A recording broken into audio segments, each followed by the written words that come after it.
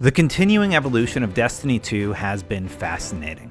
From a beginning that had strong momentum only to be curtailed by an oddly formatted mod to max power endgame, until today where Bungie has decided to deviate from that formula to make Destiny something tuned more into the hardcore audience. The game has certainly seen its share of transformations. Destiny 2 Shadowkeep has been the latest attempt to make tweaks and tunes that improve the overall experience, including new devices like an artifact that gives you unlimited power, armor that allows you to min-max your statistics, or even subtle changes like a seasonal pass that allows you to keep chasing that level 100 reward. It all compiles into a new playstyle that gives you plenty to chase.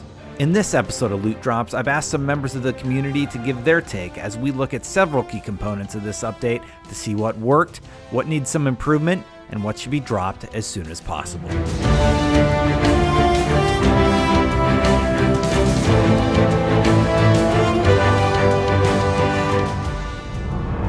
Before we dive into the new expansion, let's take a look at the lead-up. Separating from Activision in January of 2019, fans were elated as many felt like it had held back the developer they loved from achieving their true vision for Destiny. Bungie's take on the matter? We had a vision for Destiny that we believed in, but to launch a game of that magnitude, we needed the support of an established publishing partner. Employees like Luke Smith, the creative lead behind Destiny 2's direction, tweeted out something that seemed a bit more ambiguous, but overall positive. He originally tweeted, "Guardians make their own fate," before removing all posts before June 2019 and updating his title to surmise that sentiment. Others joined in on the celebration. It was a big day for the studio. In all honesty, I love that they are away from Activision because it allows them to do what they want to do. I felt like their future was gonna be just more Destiny. I didn't really feel like we were going to see a drastic shift in the game. It's not like the game was going to become an RTS or anything because Activision wasn't around. I'm kind of mixed, where it's excitement but also concern, where I do think Bungie is free to do a lot more stuff now that they're not kind of beholden to Activision anymore. I don't know if they could have ever gone free to play while still under Activision. When they started talking about it, I wasn't sure. I mean, I was actually kind of I was a little cynical about it because I just felt like I got burned so much when they first, like just over the past year, it was tough. But once they started showing stuff, my confidence grew and I was very excited. But also there's this air of nervousness because Bungie was self-publishing one of its big expansions for the first time. And so, any changes that you see here and any decisions that are really made with regards to Destiny now have a really dramatic effect. You can see, a lot of the changes they've made, like things like how the Eververse is and just communication. So, I don't know, but I definitely wasn't, the type where I'm like, man, everything's going to change, everything's going to be different. It's definitely proving ground still. Maybe going into the future, things might feel a little bit different, or we might start to feel the effects of Bungie not having that extra help or whatever the case may be. But right now, things seem as normal as they were in the previous season and the season before that. They did have a lot of support from Activision, both in terms of marketing and in support studios, helping them out with content. And I think we got a lot of great content from their support studios that are still owned by Activision and can't really pitch in anymore. So Bungie will have to fill those holes somehow, and I'm hoping they can. There is this kind of interesting moment of transition for a lot of people, I think, in the Destiny community, where you sit there and you have faith in what Bungie's doing, but by that same token, you realize how secure it was being under a publisher when it was a publisher to developer relationship. Largely, things progressed as planned after this Megaton announcement. Season of the Drifter released, and while it was a fun set of new objectives, the overall long-term sentiment is that it was all tied too much into one event. With no new raid, it meant many were left in the dust because if you don't like playing Gambit, there wasn't much else left. Season of the Drifter was a little rough. Season of the Drifter is not really remembered fondly by most, including me. Season of the Drifter was not my favorite. I did not enjoy it. I did not play it very much because I didn't enjoy it. I feel like you can see the foundations that Bungie was laying and the sort of lessons that they were learning, particularly on the narrative side of things. Things such as the Allegiance quest and the Invitations of the Nine. Those are all lessons that Bungie has learnt and brought forward in a manner that's even better. I felt like Season of the Drifter was, for lack of a better term, hella average. I really didn't like Gambit a ton. I think Gambit Prime is good now, but I really wasn't huge on Gambit, and Farming the Reckoning was cool. Farming the Reckoning for all those gear drops, like the armor drops, etc., it was just not what I was going for at the time, to be completely honest. I thought the execution of it was good for what I believe they wanted to achieve, which was a season based around Gambit and Gambit Prime and that whole experience. It's just that we learned that basing an entire season around Gambit is maybe not the best idea, as if you don't like playing Gambit, that entire season is just completely lost on you. The highlights of that season were the Drifter Vanguard choice quests. That was very good. I really enjoyed that. And the Outbreak Prime secret mission, which I think is technically Season of the Drifter, even though it didn't really have anything to do with the rest of it. But that was obviously a really well-crafted mission, so I appreciated that. Season of Opulence corrected a lot of those problems, offering new paths to progression, like the Menagerie, that would let you cook recipes for a specific drop that you wanted so you could achieve maximum power for that season. It also included a new raid, Crown of Sorrow, and introduced the Day 1 contest challenge that would throttle your abilities, so a Day 1 raid team's success relied largely on damage resistance, skill with weapons, and the strategy of leveling as fast as possible. The Season of Opulence was definitely much better and much more what I feel like people were looking for in a seasonal experience, and I definitely think it was the best season out of the 3 for year 2. The Menagerie I thought was a hit with a lot of people, especially when the loot was kind of broken and you can get a lot of drops in a single run. Obviously that wasn't intended, but Bungie did loosen up that rule, towards the end of the season. Season of Opulence I thought was way better. The Menagerie was a really killer activity. I really enjoyed the hyper-targeted farm of all the armor and weapons you could get from it, and how it changed week to week with the different bosses, and I thought it was one of their best kind of new activities ever. And no one's exactly doing it that much anymore, but at the time it was pretty cool. Season of Opulence, I played a lot more because I felt like things were moving in the right direction. Also, I loved Menagerie and the whole, just all the stuff, the tribute hall, like everything that really started to feel like things were evolving into a great direction. When it comes to Opulence and Drifter, I feel as though it was this kind of finding their feet kind of moment. And I feel like that's all part of the bigger drive that they had towards depth. And a lot of the decisions that were made during the Season of the Drifter, as Luke Smith talked about during his sort of big director's cut post, a lot of those made sense at the time, and then it was kind of proven like, hey, this isn't exactly how the game should be working. And the one thing that unifies all of this, whether it was a mistake or not, is that big push that they've had towards depth. And I think that's the kind of main takeaway I can really pull from Opulence and from the Season of the Drifter. Opulence was great with Menagerie. Menagerie was a really good way, even though it was bugged, to give us way more loot than we were supposed to get. It was a really good way to get a lot of god-rolled weapons and armor, and it was amazing. Even bugged, I thought the Opulence was actually really good. The whole DLC, the whole, all of it. It was actually great. Looking back at the last year, Opulence versus Drifter, those two seasons, I mean, Opulence by far is way more memorable for me. I love, the stuff that they were playing with Gambit and Reckoning, but it just didn't really resonate with me as like a complete season, if that makes sense. I was surprised by Opulence more than anything. The amount of content, that we saw in there. Obviously, it came with the raid, so naturally, it's already going to be, a crowd favorite just based on that. But Menagerie and like what they did, and you could see some of the steps that they were really making towards launching, all the changes that they made in Shadowkeep. And, for me, by far, that made Opulence just way more impressive and memorable to me. There was much more to Season of Opulence, but Bungie was already looking forward, and 2 days after Opulence launched, Bungie began talking about their plans and what Destiny 2 Shadowkeep had in store.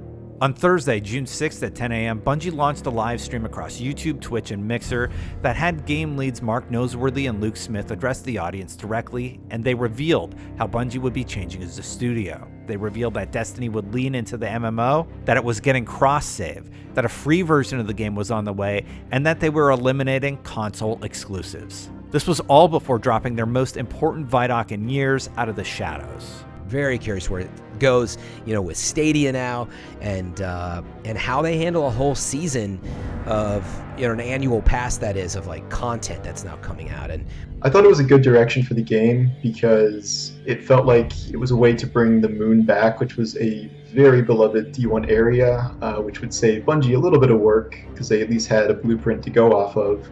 But it was also giving fans what they were looking for in terms of a darker, expansion, kind of like Forsaken was, and also bringing Eris Morn back into the fold, who was a fan favorite character. And everything they showed in the initial previews was very cool looking, and I wasn't expecting like a whole new enemy race or anything, so I was okay with spiky hive and shadowy ghost figures and stuff. And I thought the vibe that they showed off was really cool when it first launched. I was ecstatic because I was very much looking forward to learning more about the hive.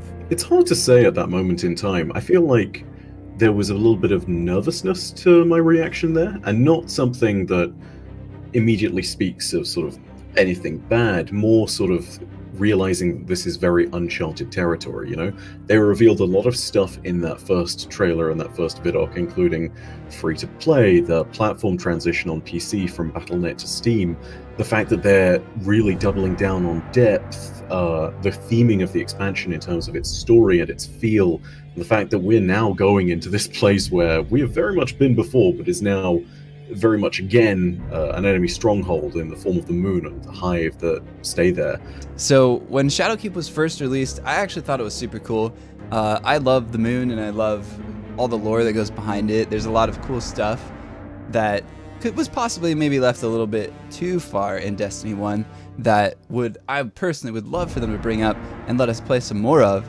And so seeing the moon, seeing Eris again, which we haven't seen her in a while, and all these cool new activities to do in familiar places, I thought that was actually super cool, and I was and still am super excited about it. I love it to death. The team would largely be silent for the next 2 months until a delay was revealed on August 1st, pushing the launch from September 17th to October 1st. Though because another game with a similar loot grind called Borderlands 3 launched on September 13th, many were more than happy about the delay. Getting equal time with your favorite looter shooter didn't seem like that bad of a deal. They needed time to perfect Shadowkeep and make it everything they wanted it to be, get those little changes in there, get those little bugs out, get whatever it is that they needed to do in the background.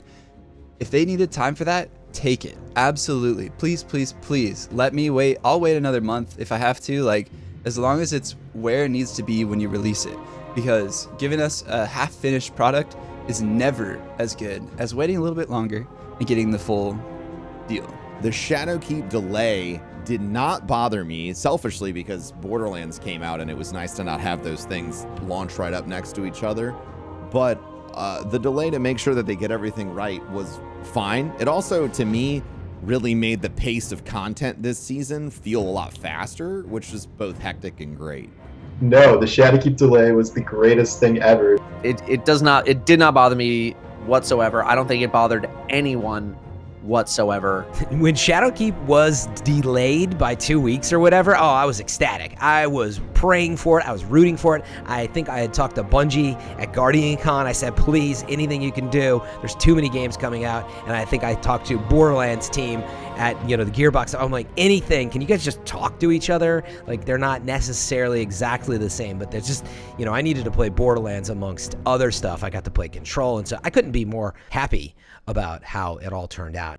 With another act of transparency, Luke Smith gave us a look into the development process happening behind closed doors with a massive 3-part director's cut write-up. Smith laid out the challenges, goals, and future of the Destiny franchise in exceptional detail. The armor system was also shown for the first time, revealing how the customization system will work during the aptly titled Destiny stream. The next stop on the hype train was Gamescom. revealing a Season of the Undying trailer that helped highlight the Vex involvement, alongside a second trailer which highlighted Eris and the nightmares plaguing the reimagined moon. There was little else to tease as they were working to hit that October 1st launch. The weeks before launch, we got 2 more official assets, the launch trailer and one final Vidoc from Bungie reiterating their commitment and goals for the future of the franchise. Shadowkeep launched worldwide on October 1st at 10 a.m. Pacific.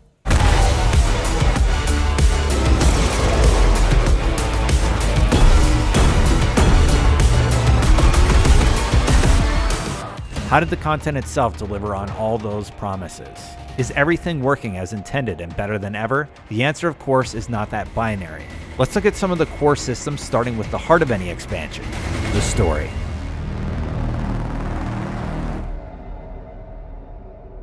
Pre-launch, Bungie said that their goal for Shadowkeep was to begin tying up loose narrative threads and start answering some of those lingering questions while telling tales through their ever-evolving world. In some ways, they succeeded. Like with the moon that seems to be changing in interesting new ways. Eris, for example, now has a weekly quest that you can complete to learn more about her past, and how that is currently affecting her as she's been haunted by the spirits of her deceased companions. The mementos you bring her from her fire team can be touching, and they add a somber tone that allows you to really feel for her as she has clearly suffered. They do a lot to flesh out this mostly unknown and mysterious character. Meanwhile, the Vex have begun invading the moon on 2 fronts. One organically, and you'll often encounter this if you're in free roam exploring the moon area. There's also the Vex Offensive that entices you with a powerful reward if you collect the necessary Vex components and bring them back to Ikora.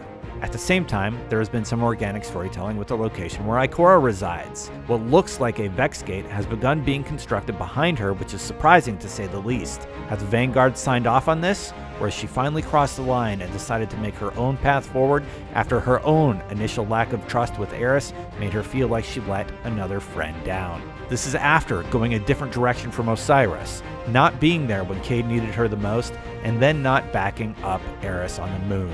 I have to wonder what her next step will be, as she's always been on the fringe of controversy with those who reside in the tower. Maybe she's finally stepped over that line. And while those story beats have been incredibly intriguing, one has to wonder why we were left hanging at the end of the campaign.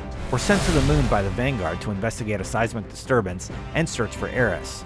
It's quickly revealed that the Hive have been busy erecting a gigantic structure known as the Scarlet Keep, which Zavala knew about but never thought to flag to anyone until the entire planet started shaking. For a guy who's been around as long as Zavala, he sure can be a dolt sometimes. So Eris told Ikora she wants to go check it out alone, which Ikora tries to delay.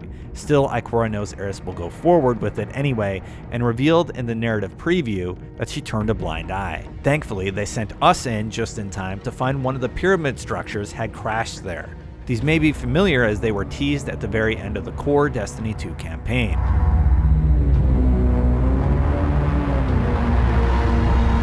So what can it do? Well, it seems it can affect the Guardian's ghost, dampening its powers. It's happening again. Like it's reaching inside me. And can even take control of a ghost when you're close enough.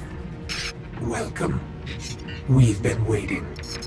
The pyramid can create manifestations from your past of the moments and memories that haunt you the most. Finally, it can infiltrate a Guardian's mind and in our case, use that to deliver an ominous message. Who are you? Don't you recognize us? We are not your friend. We are not your enemy. We are your salvation. Thankfully, Eris is alive and has been studying this massive structure. Her solution? Let's find some ammunition against them. The aftermath? Well, Eris starts using the orb to learn whatever she can. Zavala is all good job, champ, and Ikora starts building a Vex teleporter in the tower. What could go wrong?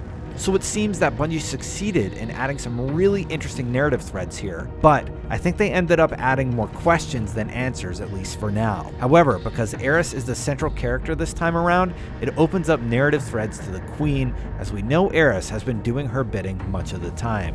To Uldren, who's been revived and mostly forgotten, and is already tied to Ikora, who is part of the Vanguard and looking to shake things up, so who knows?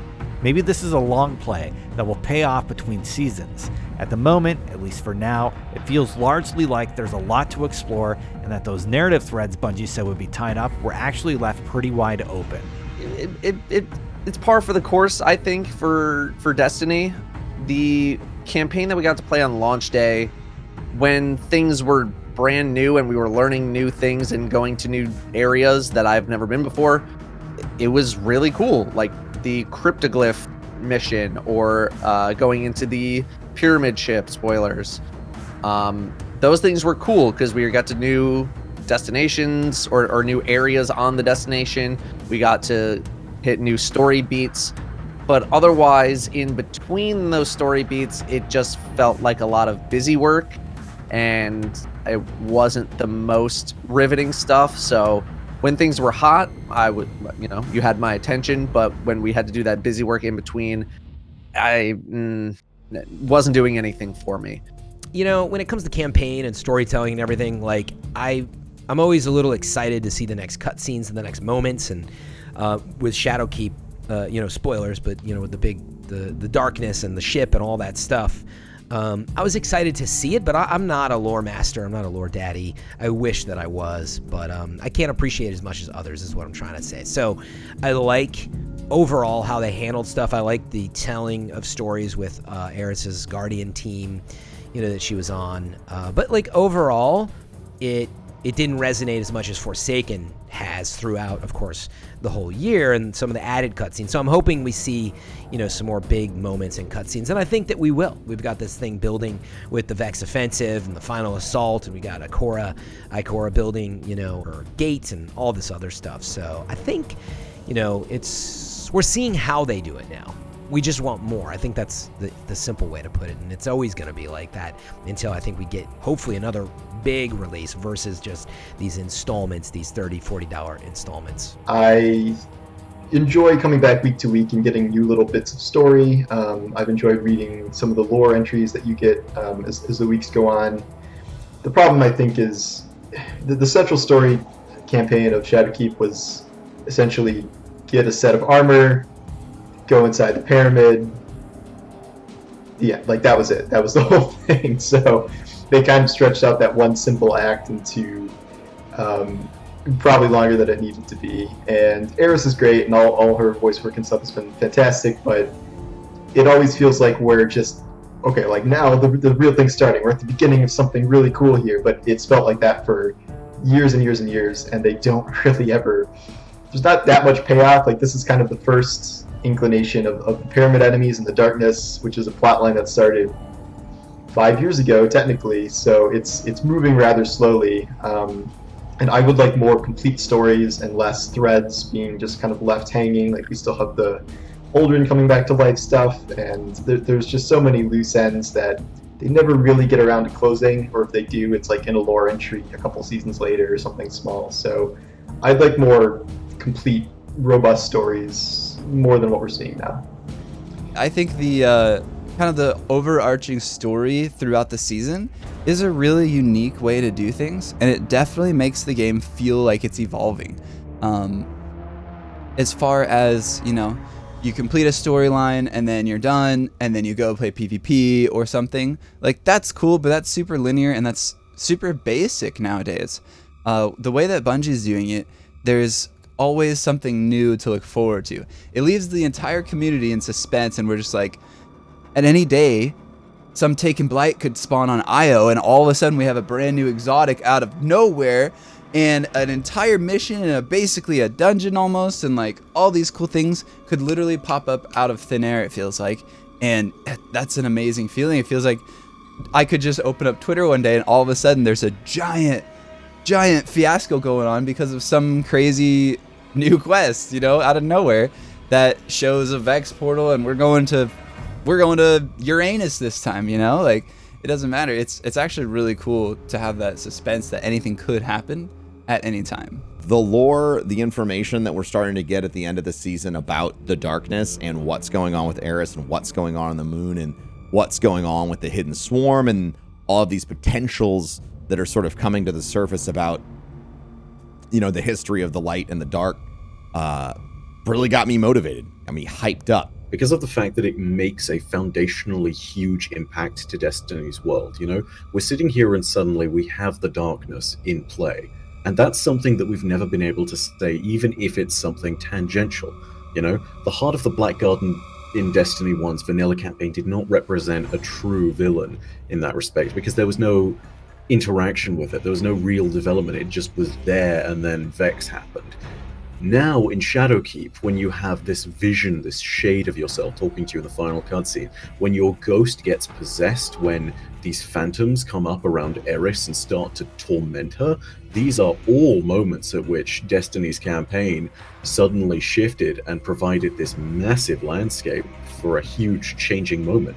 And it does feel like the world has changed as a result.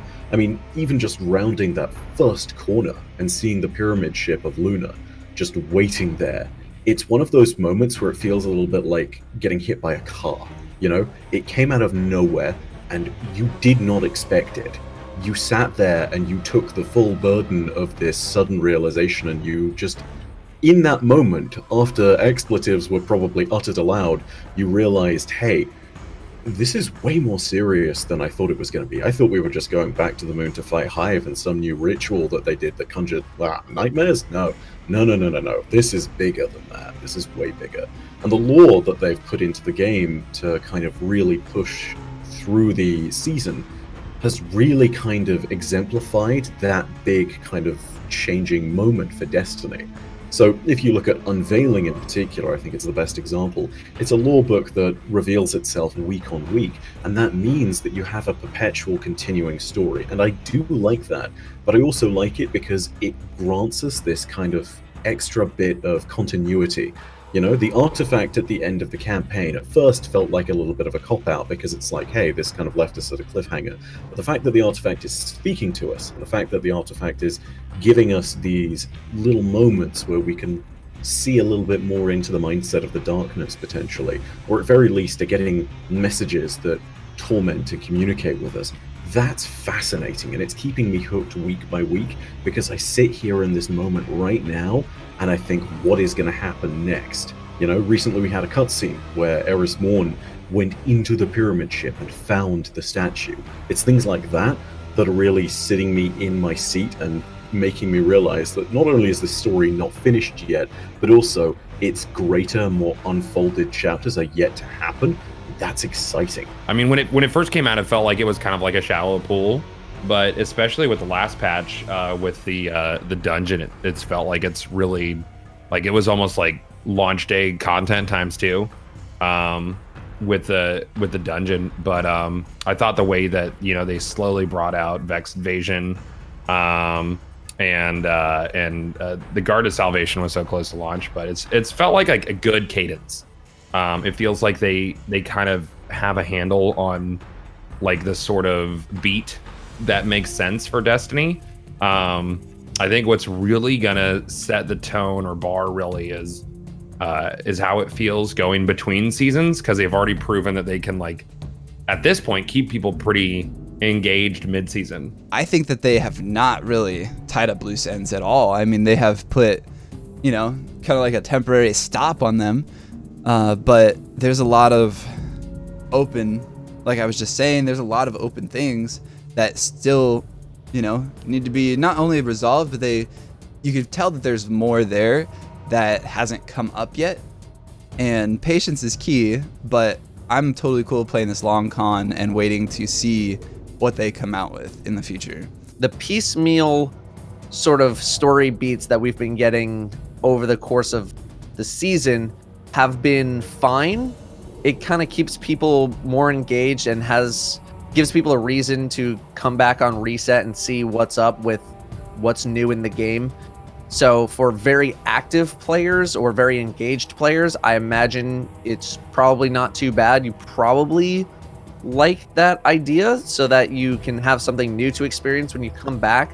But for those less engaged, or maybe can't hit every single thing every single week, you might not be as happy with that, because it might start to feel like a chore having to log in every single week. All right, what's this new thing that came up? I gotta see it, even though I'm sure people are uploading YouTube videos of every single cutscene or every single little thing that's happening every single week.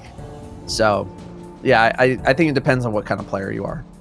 That methodology of storytelling allows you to tell an incredibly complex story, if you so wish, by handing out small pieces of it one little bit at a time. So everybody gets to have the experience. I think it's fantastic. I'm a big fan of it. There's so much to jump into that it feels really expansive. And even something which feels less consequential, such as the Inquisition of the Damned, is actually huge in the perspective of Destiny's world, simply because of the fact that it's talking about the fate of an entire faction of an entire race, and yet it feels small in comparison to things such as the darkness and the cosmic war. It's in a really good place right now. I don't know if Bungie has been doing a good job tying up loose ends, mainly because I haven't been reading the lore at all, at least not yet. I try to go after I've collected everything. I just got all the collectibles, so I'm going to go in and read all the stuff.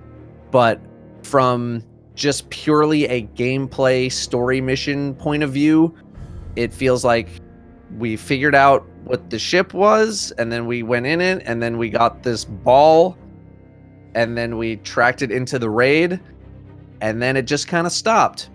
So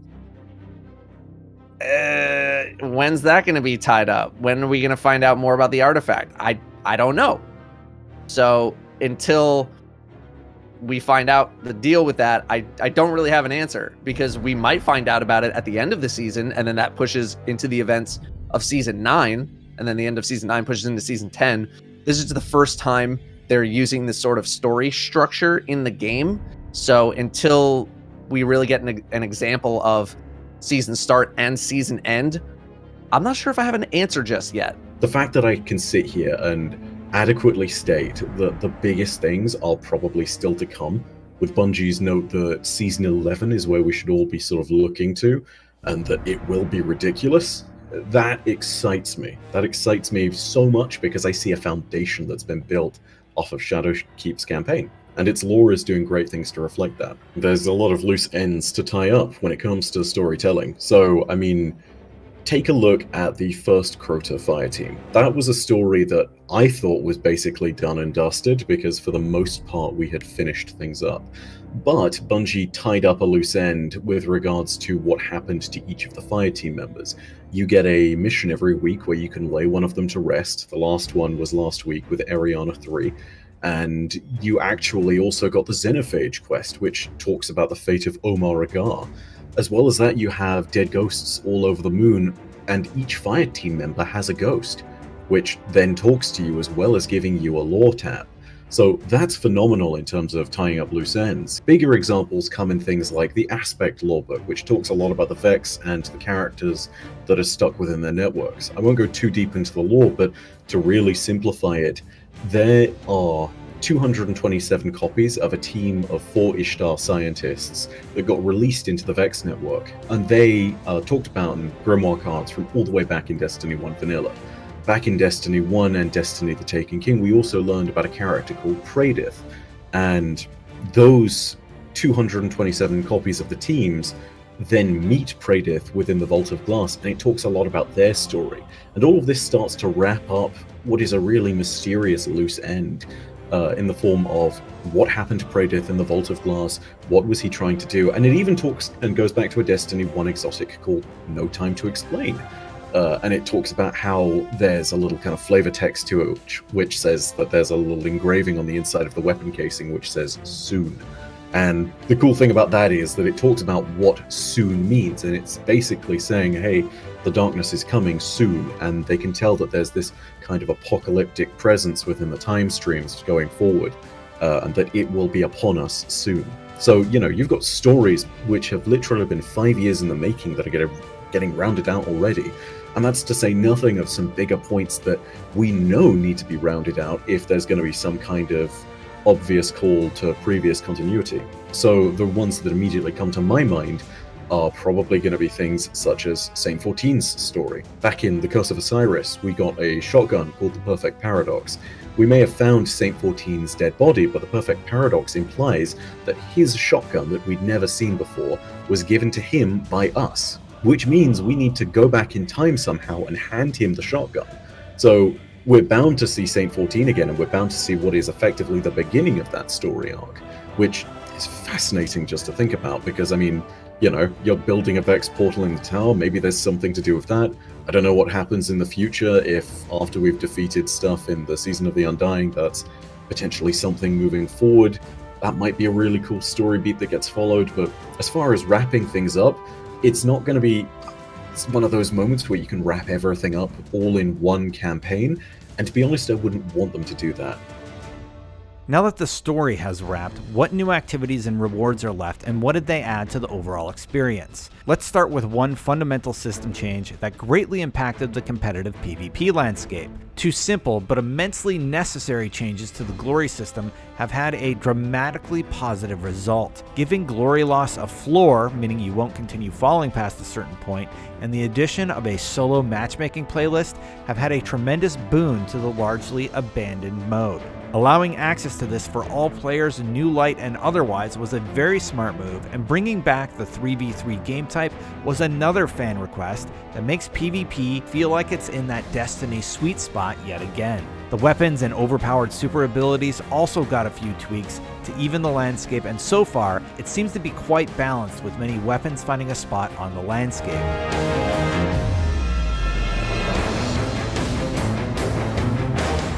I'd say the number one biggest concern I have for how PvP changed going into Shadowkeep is the addition of the artifact. And I won't get too into detail here, but I really do believe in future seasons they need to either consider not allowing the artifact to actually apply to PvP, or they need to playtest it a lot better because of how game-breaking and game-changing the addition of Thundercoil and the one-punching Titans has been for PvP. I think that's one thing they really need to do, is look into Artifact and either playtest it more or just remove it from PvP going forward. They changed a lot of things. They really tried to listen to us as best they could at the time. We all know Bungie has a really long history of taking too long to make changes. They like to introduce something like One-Eyed Mask and not change it for 6 months, even though it's disgustingly broken and OP and everybody hates it. And then when they change it, you know, something else always seems to happen, right? Something else always seems to get big and crazy. And Spectral Blade, something else seems to get broken. But this current one is pretty solid. The ability to constantly be changing between, you know, I have a shotgun build and a sniper build, and you can just, instead of saving 30 pieces of armor, you can just have 3, really, an Arc of Solar and a Void for a gauntlet, helmet, and chest piece, etc., that you have the builds you want for your specific playstyle. I think it's great. I love it. I hope they keep that, and I hope they continue to develop on it. There's one thing that I really wish they hadn't done, and that was a blanket range cap for hand cannons, because now a 110 hand cannon, my favorite hand cannon, the Duke, is completely and utterly shut down because its range was outside of that range cap. Yeah, they achieved their goal of having less hand cannons in the Crucible, but whew. And with Mountaintop Recluse running everywhere, that is a nightmare. As far as the playlists themselves, I think there's a pro and a con here. The pro is having a comp or survival playlist that allows you to just load in individually. You're not going to constantly be matching teams of 3. You get to be a freelance player and try to get to your highest potential in comp as a result, and that's a lot of fun. That's really cool for the solo player. I think that is a huge addition. Now, a negative is that there seems to only be one playlist, and that is Classic Mix, that has no type of skill-based matchmaking involved. And honestly, I don't know if I believe that. My experience in Classic Mix has been that I've gotten a lot of pretty sweaty matches back to back to back some days for whatever reason. Could be random, could be that somehow my skill-based matchmaking has started to apply and I've started getting sweatier matches, but we honestly need more than one playlist that you can enjoy without needing to sweat your booty off. And I know that this totally varies based on the type of skill you have. Players that aren't highly skilled maybe like skill-based matchmaking because they don't have to play against better players, but playing against better players is how you improve, honestly. And for a pretty decent player, it's not very fun to have one playlist I can play. If I want to play elimination with my friends, I'm going to be playing against crazy good players, not going to have fun. The only way I can go into Crucible without getting my sweatband on is if I go into classic mix, and that feels like an issue. I do think that as far as mods and armor go, it is a much better situation. I love it so much more with all this intellect, discipline, recovery, whatever. I love it. I love it. I love it. And I personally, I like the elemental affinity, so that, you know, if I need a fusion scav, well, I gotta find solar boots. If I need a shotgun scav, I gotta find arc boots, right? I don't like that they're on exotics, and I cannot get void peacekeepers. And while it's good to have that chase, that's one exotic out of the giant pool. I do wish they would kind of lower the cheese that is Crucible lately. There are so many ways to be a cheesy player, and it sort of feels like the overall gun skill that used to be required to be a good player in Destiny PvP has kind of diminished as well. So I hope that going forward they'll figure out ways to make Crucible a little bit less cheesy, a little bit more gun skilly, a little bit more movement based. But overall, I'm enjoying PvP. The moon location, many remark, is recycled from Destiny 1. They'd be right in that the location has some familiar locales, but dismissing this as just a reskin doesn't do it justice. The patrol improvements first seen in the Dreaming City are in this destination and take the form of spirits being tortured by some unfulfilled need. I can't get the screams out of my head. This does a lot to immerse you in the entire Moon's haunted aesthetic the community has latched onto. Eris had 5 weeks worth of quests that had you dispel the spirits haunting her and rewarded you with a piece of gear for helping end her plight. There was a moment in the pit where I perhaps could have saved Omar, or perhaps we both would have perished. I will never know.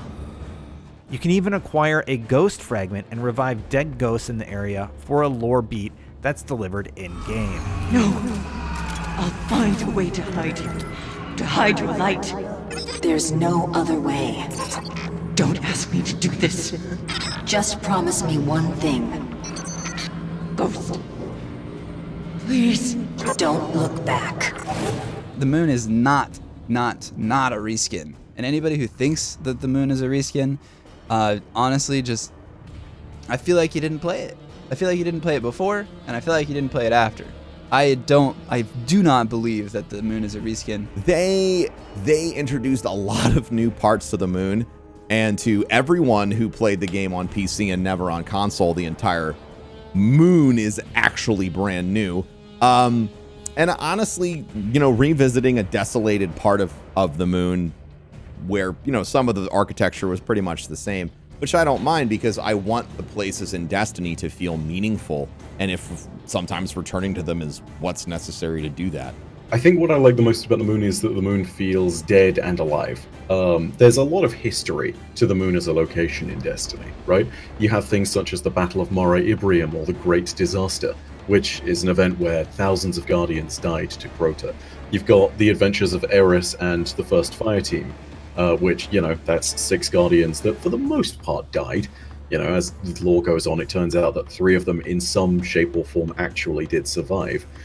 But even so, it talks about this really grimdark story. And the amazing thing about the moon as a location is it has all of this potential and all of this depth that gets properly explored in Shadowkeep. I like that it just feels so massive.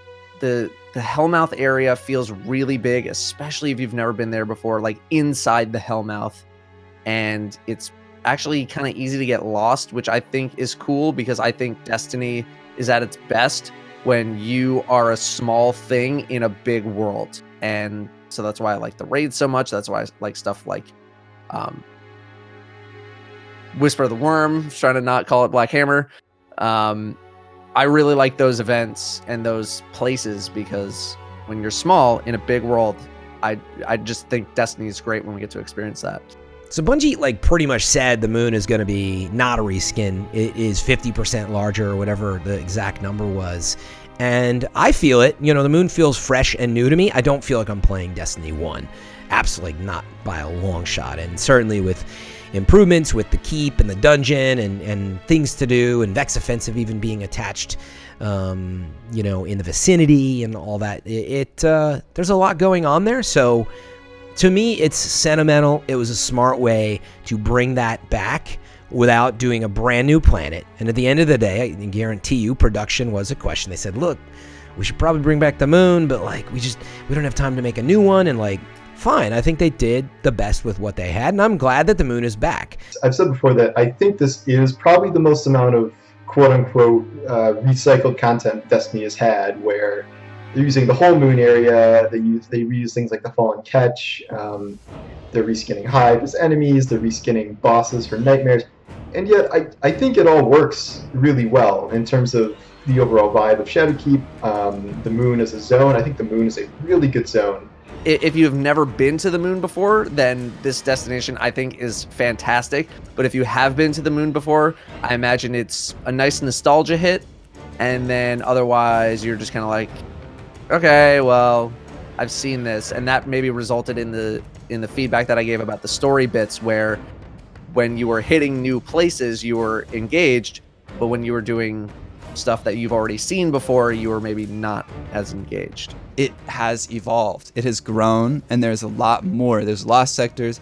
There's more areas. You know, the Hellmouth is still pretty much the same, but that's cool because that brings back a lot of nostalgia. That's a common place that we went to in D1, and they upgraded it. Those really, really expansive lost sectors, which are genuinely impressive how much work went into those. And we've been running those for a few different activities, and they're part of quests and stuff, and those have been deeply impressive. So overall, I think the moon has been fantastic. I think both in terms of art design and the changes, and just in terms of a good patrol area. The lost sectors are a huge step up from other lost sectors. I think that's maybe not my favorite, but one that is underrated in terms of their quality. A lot of lost sectors in the game were not really that riveting, and Bungie came out and, you know, I realize lost sectors are not a significant portion of the game at all, but you do engage with them on a weekly basis if you're doing the Eris weekly bounty, and they did a really good job with those lost sectors. It was a big step up from the other ones. Again, I realize how inconsequential lost sectors are to the grand scheme of the game, but I just want to give some props there. The Shadowkeep itself landed as the central focus and is an entirely new area to find interesting events at every week, including the new escalation protocol-like activity that has you wipe out waves of Hive bosses. The first week this took place, it also opened up the second dungeon addition to Destiny known as the Pit. To access the Pit, you'll have to make your way through Altar of Sorrow. The Hive are attempting to harness the power of nightmares, which will spawn hordes of Hive to tear through until you reach the 5th level, where you'll face off against one final foe. This event can be triggered by anyone willing to intervene and fight their way to the top. Rewards have included a shotgun, sniper rifle, and rocket launcher, which can drop with curated versions of themselves. That's really cool, and it's always really fun to see a bunch of people banding together to kind of take down larger things like that. And we've only seen that a handful of times in things like Escalation Protocol, but this so far has seemed a little easier to get people together to kill a big boss in the world, and I hope they do more of that, and that's been really cool to see. That's actually super cool. You get to fight the old nightmares, and they're really intense. It takes a lot of people, and you can fail it pretty easily. It's forgiving because, you know, if you fail it, you go back one, I think, or maybe two, but it's a really cool public event situation that's going on there, and I love it. I like it a lot. There's a lot of dynamics to it, sacrifices, all these things. It's not just point, shoot, and kill. You really have to try. I've honestly done Altar of Sorrows once, and that was to go to the dungeon. The Pit is a gigantic space with many throwbacks to design elements of the Taken King raid known as King's Fall. It's also filled with new puzzles and platforming mechanics to try, like huge spikes or vast open pits you'll need to carefully navigate around to find the bosses that you need to kill. It's fun, visually interesting, and offers some fun new ways for a team to traverse to the depths. It was a blast. I think dungeons are some of Bungie's best content. It is a good middle ground between strikes and a raid, where it has kind of more advanced mechanics you need to figure out, and it's not match made, but you only need 3 people, and even if you're doing it for the first time, it might only take an hour and a half, 2 hours, depending on how much you know about it, as opposed to a couple hours for a raid. I thought this one was a lot of fun. I don't know if I like it more than Shattered Throne. I think Shattered Throne was just a little better in terms of environment and kind of the place it had in the storytelling of that expansion, whereas this, I'm still, I don't know, I gotta watch some ByF videos or something to explain to me the significance of this. Is one of those moments where the moon really gets to shine, because you get to go deep into what is effectively Hive society at its truest. You see what is literally called the necropolis, and you can start to understand, hey, this is what Hive war moons look like from the inside. Oh, so the new dungeon, I thought it was great. I had a really good time with it. I thought it was balanced well. Played with a team, where we went through, we were able to do it the first time, coordinate, and it wasn't too crazy hard. It felt right. It felt like I was exploring a really big new space, and it felt like they learned a lot of lessons from past raids and, of course, the past dungeon. And I liked that it was like this mix of like pure exploration as well as like a little puzzle solving and some tougher boss fights. They said they wanted it to be a mini 3-person raid, a little more casual in that sense, and it really was. And that leaves it to be something that you can maybe solo, which we've now seen, and also they can introduce harder, versions of it in the future. And I think overall, just the style and everything, I really dug it. I thought the last boss came out really nicely as well. So 2 thumbs up for me on the new pit. The new pit dungeon is amazing. I am absolutely in love with it, and I think that they did a perfect job with it. It's not very long. I guess, in my honest opinion, I feel like they could add one more reach, I guess. One more checkpoint.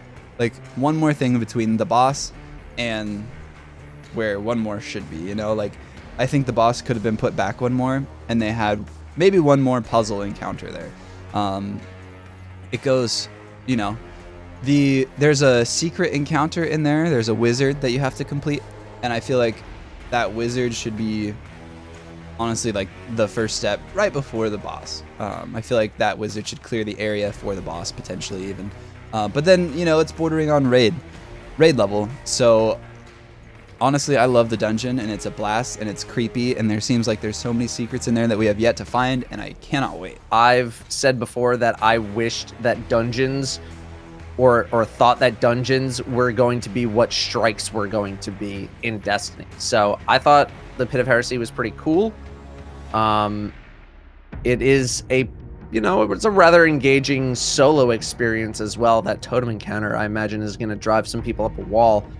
But otherwise, I'd say it met similar difficulty levels as the Shattered Throne did, which for many, hardcore players, probably not that much of a challenge. So I would love to see maybe some higher difficulty options in there with incentivized loot to go with it.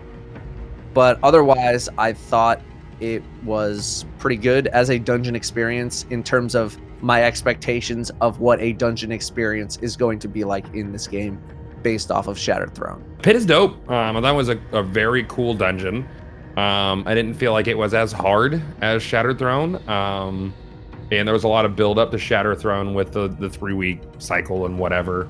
But I thought it was a very cool, unique feeling dungeon. It felt uniquely Hive. I loved it. It's a good challenge. It's a little bit slower paced than dealing with the Shattered Throne, especially the final encounter.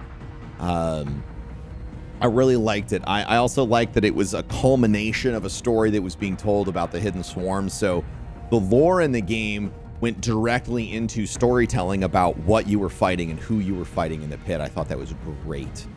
The Vex Offensive and Invasions are another activity with easy loot to plunder and are repeatable activities you can farm. The invasions are those organic events that take place on the moon and are telegraphed by large electrical storms that teleport multiple Vex onto the surface. Each invasion has one large Gatelord boss with the potential to drop items from the Vex Offensive loot pool. Defeat 3 Gatelords and you'll spawn an Overload Hydra with the potential to drop some really powerful items should you be able to defeat them all. Should you want to do something match-made, you can acquire the same loot from the Vex Offensive menu option. There you'll be put into a 3-tier encounter that culminates with a fight with Protheon, the Gatekeeper. Take down his shield, and then all you've got to do is drop him and bathe in massive amounts of loot. Both the Vex Offensive and Invasions tie nicely into Ikora's new loot pool, which adds several new weapons you can acquire into the mix and also acts as a nice narrative device that makes it seem as though she's using parts you've acquired week after week to build a Vex teleporter for her ultimate plot, which will likely be revealed at the end of the season as we bridge our way into Season 9. She also has several weapon-specific bounties you can pick up should you want to chase a specific role on one of the pieces she provides, including the Optative Hand Cannon, Adorative Pulse Rifle, Imperative Scout Rifle, Subjunctive SMG. The correlating substitutional armor seems to drop randomly from both events and can also be acquired by simply leveling up your season pass and acquiring them as you do so. Eris's equivalent for the Ikora activity would be Nightmare Hunts. The one thing I like about these is that they can be completed quickly if you're just doing them for a particular weapon essence reward, and they feature some of the most memorable boss encounters in all of Destiny 2. The added difficulty is always great, but those Master Nightmare Hunts are some of the toughest encounters. Sure, it's a Pinnacle drop, but I'd rather run the, and I can't believe I'm saying this, comparatively easy Garden of Salvation raid instead of doing that. Eris Morn's story also introduces us to the Lectern of Enhancement. This is where we acquire our first set of Dreamsbane armor and weapons. The armor's aesthetic may not be everyone's cup of tea, but if you acquire them from the pit, they can drop not only masterworked, but with some incredibly high stat rolls. Inversely, you can also nab a plethora of powerful weapons from the Lectern quests, all of which have been given a perfectly themed sound design, as even the weapons themselves sound like they're pouring out their own form of torture as bullets erupt from the chamber. The 10 weapons include one in each archetype. These include the Kinetic Loud Lullaby Hand Cannon, One Small Step Shotgun, Tranquility Sniper Rifle, Energy Pulse Premonition, Auto Rifle Arc Logic, Fusion Rifle Dreambreaker, SMG Every Waking Moment, and in the power slot, the LMG A Fine Memorial, Sword Night Terror, and Grenade Launcher Love and Death. The Moon also smartly implemented new lost sectors that are tiered in a way that makes them really interesting. You can go in, you can farm them, but there's more of a tiered system with a big boss battle at the end. I think this is a dramatic improvement over what we had in the past. The Pinnacle weapons available to chase were supposedly toned down when compared to the other powerhouses from previous seasons like Wendigo or Mountaintop, but at least Randy's throwing knife rose out to be a decent contender for your loadout. The other Pinnacle weapons are good, but I don't think they'll be replacing anything from the older activities anytime soon. One of the biggest criticisms I see for Destiny 2 Shadowkeep is the lack of a vendor refresh. However, what seems to have happened instead is that Bungie decided to include several new activities and ways to earn new weapons during your time with the game. In total, we were given 17 new weapons to acquire if you include those that drop from the Altar of Sorrow activity in lieu of a vendor refresh. I think this was largely because Bungie has looked at their roadmap and realized that if they add something like 17 weapons per season, that will force them to look long and hard at their vault space and collection issues that have remained unaddressed up until this point.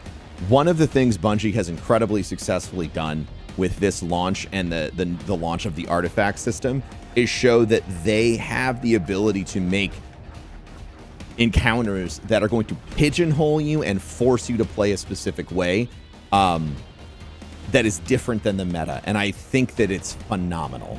So I have always been a guy who's been obsessed with all the weapons in Destiny. I like to use literally every single one, and I don't let anybody tell me that this gun sucks until I try it for myself and realize, yeah, this gun sucks, or hey, this gun's actually got some big potential. There's been a lot of strategies that I've found this way, and I will continue to do that my entire Destiny career. So 25 new weapons means 25 new things for me to play with, and I love it. I love it. The more weapons they add, the better.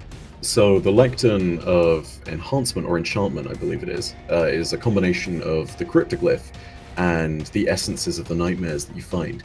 The weapons that you actually get there, the process of crafting them isn't anywhere close to what we had in Season of Opulence. I feel like that's something that fell behind.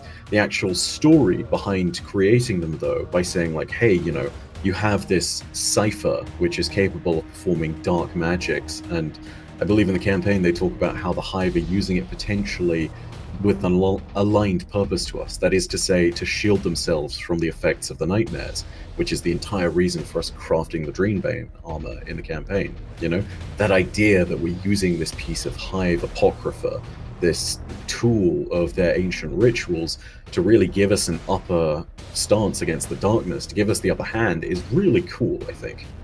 I want to like the Nightmare Hunts, but I don't feel like the payoff is good. I don't feel like the reason to grind them is very good outside of here's a few triumphs and like I think like time trials or some such.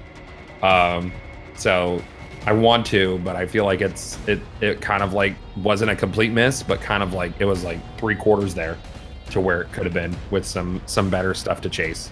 There's definitely a bunch of good weapons in the expansion. I think probably the most popular is Tranquility, the sniper. It's a great sounding sniper. I don't have anything negative to say about it. In a pool of already very good we have a lot of good sniper options out there. But ultimately, I think a lot of the legendary weapons that we got depend on the archetype and if they're good in that particular moment and the rolls you get on them. Destiny has always been about perk rolls, right? Most weapons can be good with a good set of perks on them, but if you don't have a good set of perks, they function fine, but you want those perks, and perks really make the weapon, in my opinion. So it depends on what perks you get on certain things, but it's always been like that. My expectation for new gear and new weapons and stuff in Shadowkeep, I think, was met. So again, I would go say what I always say is like, yeah, I would love like a whole new brand new suite of weapons. I thought the Dreaming City weapons were great, and like there's kind of a mix going on of like the Vex offensive weapons and some of the, you know, the moon weapons we're seeing now, and you know, the raid weapons, and I don't know, it feels fine to me. Like you want more, but like overall it's what I expected. So I think that's where I'm kind of at odds, where my answer is I would love to see better weapons. I would love to see Pinnacle weapons that you really want to chase down. Like in the raid, I feel that the Reckless Oracle is chase worthy. Some of actually the Tranquility was a nice addition to your kinetic slot for a sniper. So there's like a few weapons in there, but like always, you kind of wish we had a bit more, and certainly something with the impact of like Recluse and wanting that. So I think that's the biggest thing that it's missing, is that Pinnacle. You have to get this. I don't know that we're really there because of what they need to do with Mountaintop and Recluse and some of the grenade launcher meta and stuff like that. Vex Offensive was, gosh, it's a neat loop, but I feel like it's missing something like to make it kind of like spicier. It just feels like killing more big bads in a different area, but like the area is cool, and you know, it's shooting baddies, which feels good, and I'm glad it's a 6-man activity, but I feel like it was a step down from Menagerie, because Menagerie was like very cool, mechanics each thing, it rotated each week, and then we felt like maybe Vex Offensive would be similar-esque, but it kind of felt like a step back from how good Menagerie was. The moon weapons are fantastic. Vex Offensive weapons are actually pretty fantastic too, and I think Bungie really killed it this time with armor and weapons. I think the best armor set is obviously the ornamental set from the Battle Pass, and since that's not really technically a microtransaction, I think it's okay to be satisfied with that, because that is something you have to earn and get to the really, really high tiers of the Battle Pass to unlock it. The new Eververse sets are good. The Moon set is good. The Raid set that everyone's complaining about is good. The even parts of the Vex offensive armor are good. I like some of the leaf aspects if I'm making kind of a nature-focused design in my fashion endgame pursuit. With the Lectern, you're running Nightmare Hunts for essences, or getting them randomly. Yeah, so the majority of the new weapons, they feel like Destiny weapons. Like none of them feel like crazy special outside of Divinity. The Gambit Pinnacle's fun, but it's another SMG that's not Recluse. So I mean, overall, I think I like none of them like really pull me away from the other stuff I would use. Like I have a Kindled Orchid, that's the curated roll that I love, and I use like, it's not the best hand cannon, but like I love it. It's a very cool feeling hand cannon. But I mean, it's more loot in the pool, which overall is good, but only a few pieces actually like pull me to use them, I would say. And the whole process and then you have to do a little checklist of things to fill up the bar for the gun, and then you have to forge it, and it's way more convoluted. I really like the gear. I think all the gear is fantastic. I love the Dreambane armor sets. I love all the Eris lectern weapons. I think they're some of the best designs in terms of visuals and sound design, especially sound design, that Destiny's had in a very long time. It's just, I got to the point where I got like pretty decent rolls on almost all of them, and the process of farming them much past that was just a little too exhausting for me to care, so I kind of just packed it in. And now if I get a random weapon here and there from random essences or whatever, I'll do it. But as a farm, it felt a little much, and I think more needs to be done to the Nightmare Hunts. Like, I think the higher level Nightmare Hunt should have a chance to drop just fully formed weapons rather than just essences, as otherwise I don't really understand the point of running things like 950 or 980 hunts other than, Pinnacle drop or two. So that seems like a missed opportunity to me. Now let's take a look at the exotics. The most coveted exotic is acquired through the Garden of Salvation raid and is a trace rifle named Divinity. The Divinity's perk, and the reason people desire it so much, is called Judgment. The perk will dampen and weaken your target and has become one of the go-to guns if you're looking to do massive amounts of DPS in a short period of time, like in a raid or endgame activity like the Nightfall. Sadly, it seems like it was a little bit more powerful than intended.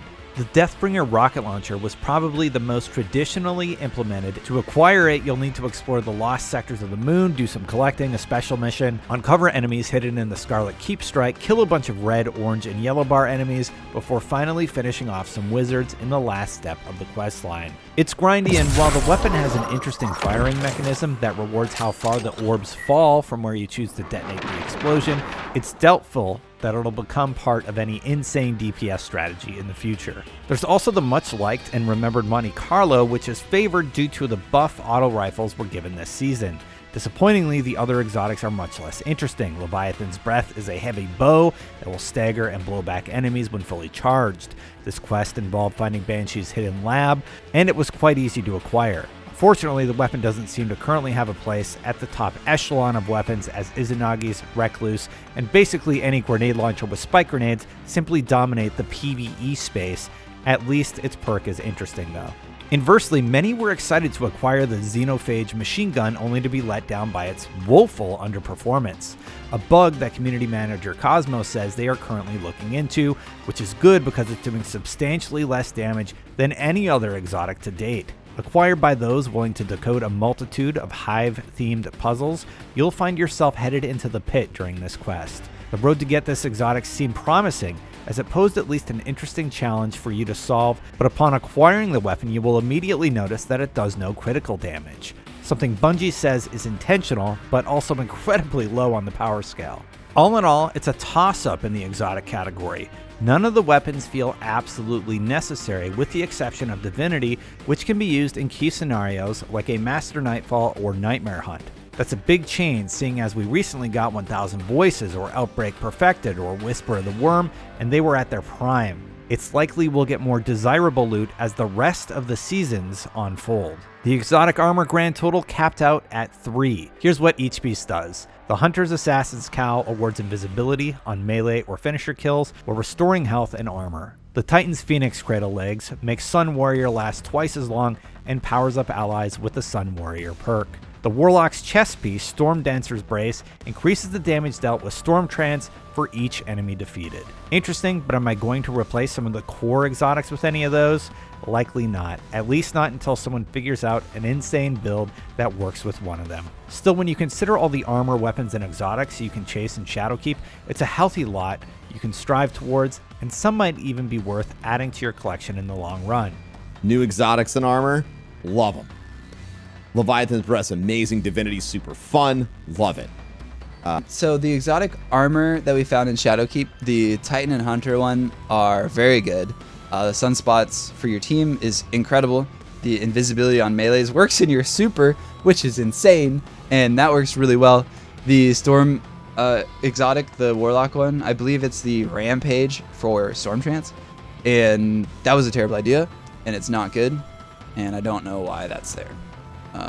It can work, I guess, in like PvE. I tried it out once in PvP, and it definitely made it kill people faster in the Stormtrance, but if you're going to use a exotic to increase the lethality of your super, you're probably going to use Crown of Tempest, so you get more super energy, you know? Like, there's a lot of other options that just work better than Rampage on your Stormcaller. I liked some of the I like Ariana's Vow as a new exotic that has been really fun. I know it's not like top tier or anything, but I think it fills a unique role, and I really enjoyed using it. I think Leviathan's Breath is a lot of fun. Again, not top tier or anything, but it's good. Divinity is obviously very useful. Something like Phoenix Cradle for Sunbreaker Titans, which buffs your sunspots. Hit. Nailed it there, although that does sort of feel like an exotic that is fixing a problem, and I'm not a huge fan of exotics fixing problems with subclasses, so maybe I just didn't think that, you know, sunspots were in the best spot and they still needed the buff, and this was Bungie's way of buffing them. I don't know. Or maybe it was just a way of giving Sunbreaker Titans sort of a support option by being able to spread their Sun Warrior buff to everybody. And then we have legendary weapons, or sorry, exotic weapons like Xenophage and Leviathan's Breath and Deathbringer. These, I think, are underperforming as a whole.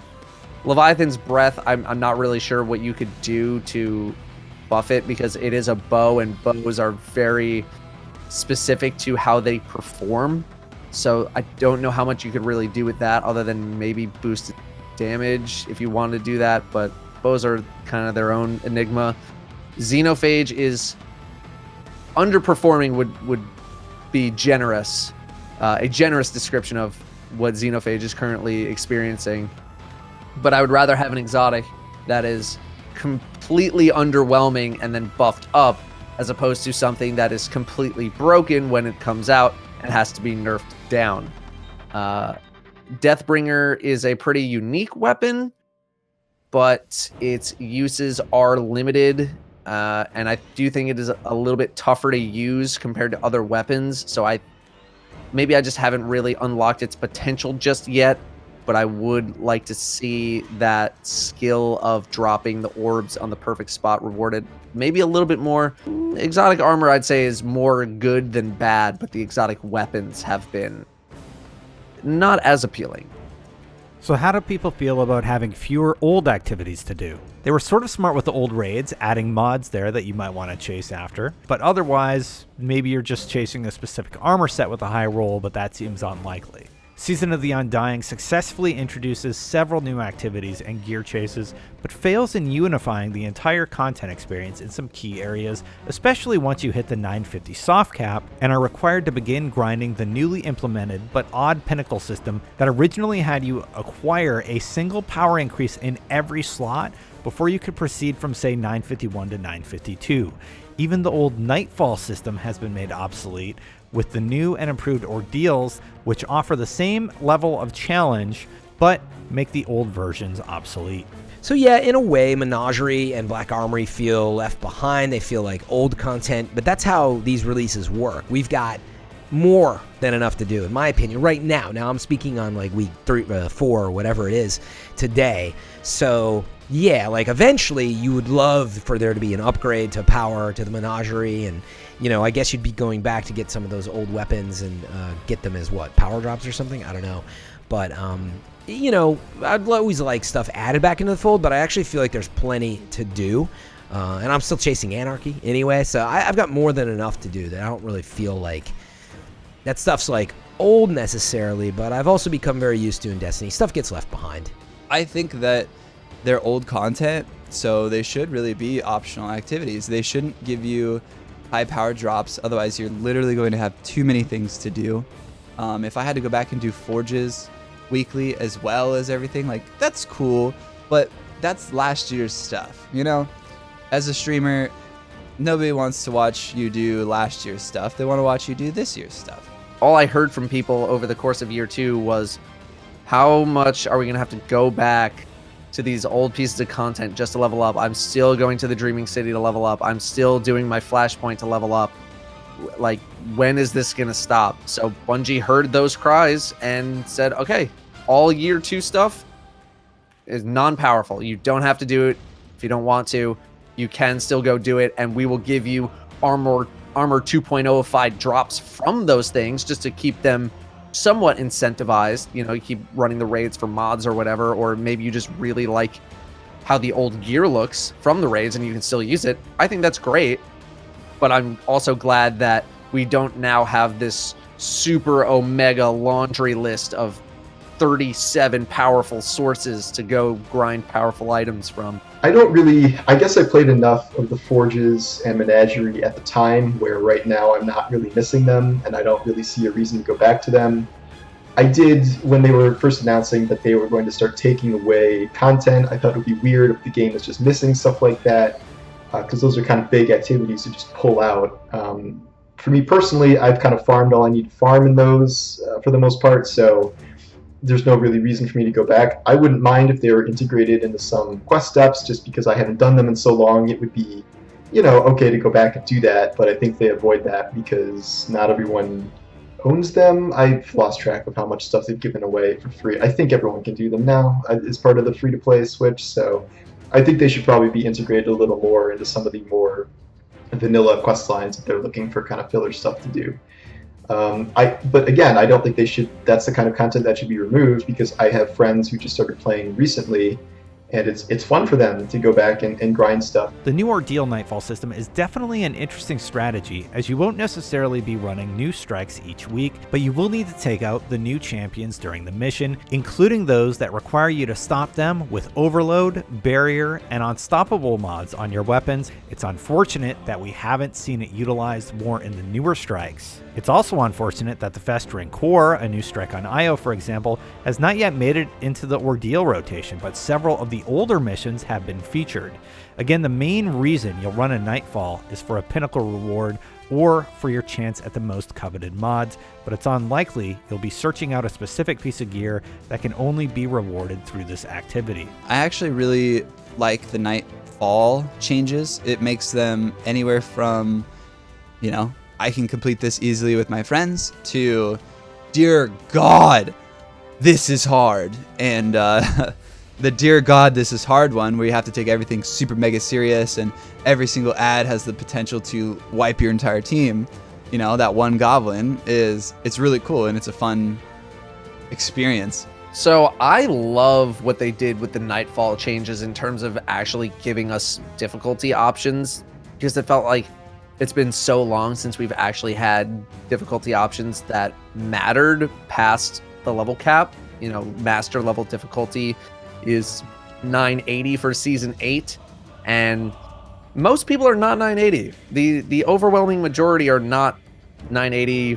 Most are not 970 either. So it's nice to have a challenging activity in the game that isn't immediately outclassed by power levels 2 or 3 weeks into a season, and drop high level items upon every single completion. That's really nice. Even if it's just materials, high level materials needed for masterworking your armor or getting it up to 10 energy, whatever you want to call it.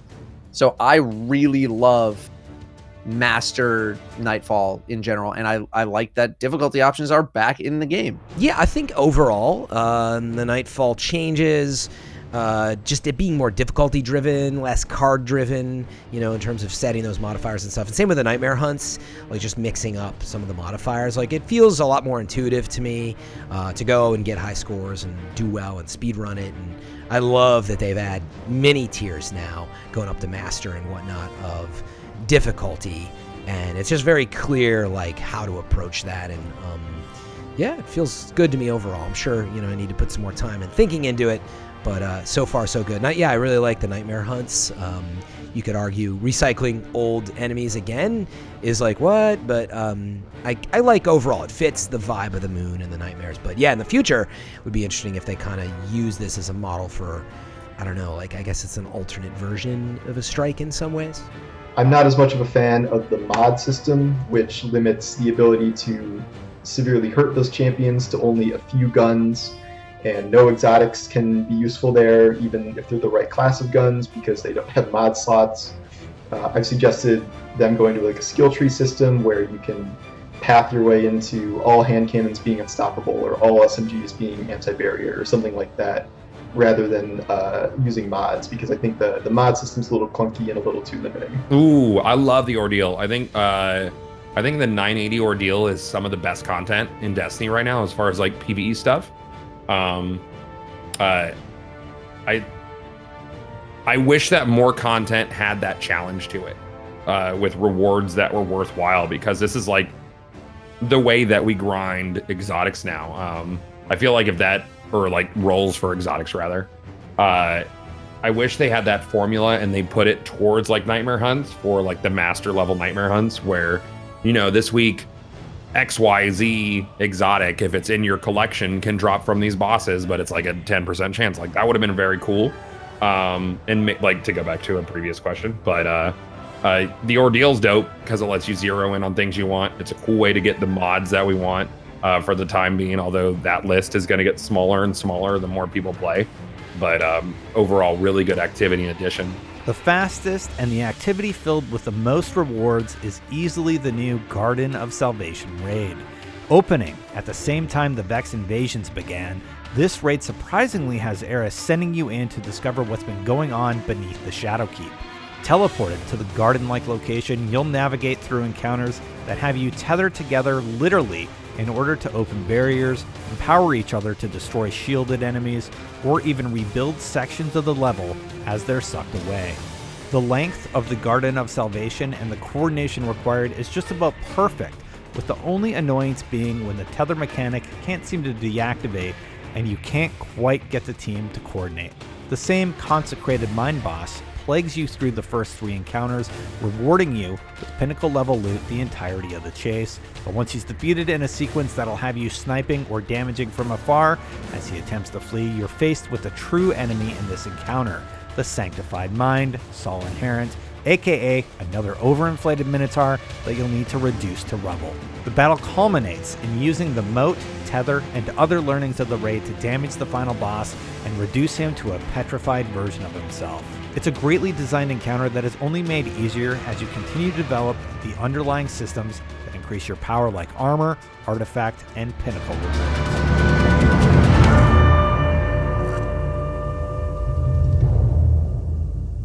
Oh, I love all the encounters now. I did not like how finicky the relays were during the World First race. It was unique and it was really cool. I love Vex. I love fighting Vex enemies. I don't know why, but they're just like something about the little way that they teleport around, and they're, you know, Minotaurs, Hobgoblins, all that stuff. The Vex is like probably my favorite type of enemy to fight, and so I love a Vex raid. I thought the raid was cool. I thought it learned so many lessons from the past. It was paced well. You really had to work together a lot, you know, and yeah, I just felt like everybody got to play their part at all times, and it was awesome to just do it as a world's first component and really experience it and get to the end, you know, within the first 24 hours. We didn't finish it, but got to the last boss, and it just felt really well paced. But absolutely, contest mode, you know, is still a very elite thing. It felt pretty good though, again, overall, until, you know, we kind of got to the last boss. I think that's when, if you're going to play contest, you really got to have a strong team and a lot of skills, and be ready with your loadouts and your smarts and know exactly what to do. But Garden of Salvation, really cool. I really like it. Definitely one of my favorite raids. Garden of Salvation is still very much about darkness, but it shifts tone from darkness and nightmares or darkness and hive to the darkness and the Vex. And this really calls back all the way to Destiny 1. Back when we fought against the original Vex that we found in the Black Garden, that was the first point at which we'd encountered this subgroup of Vex known as the Soul Divisive.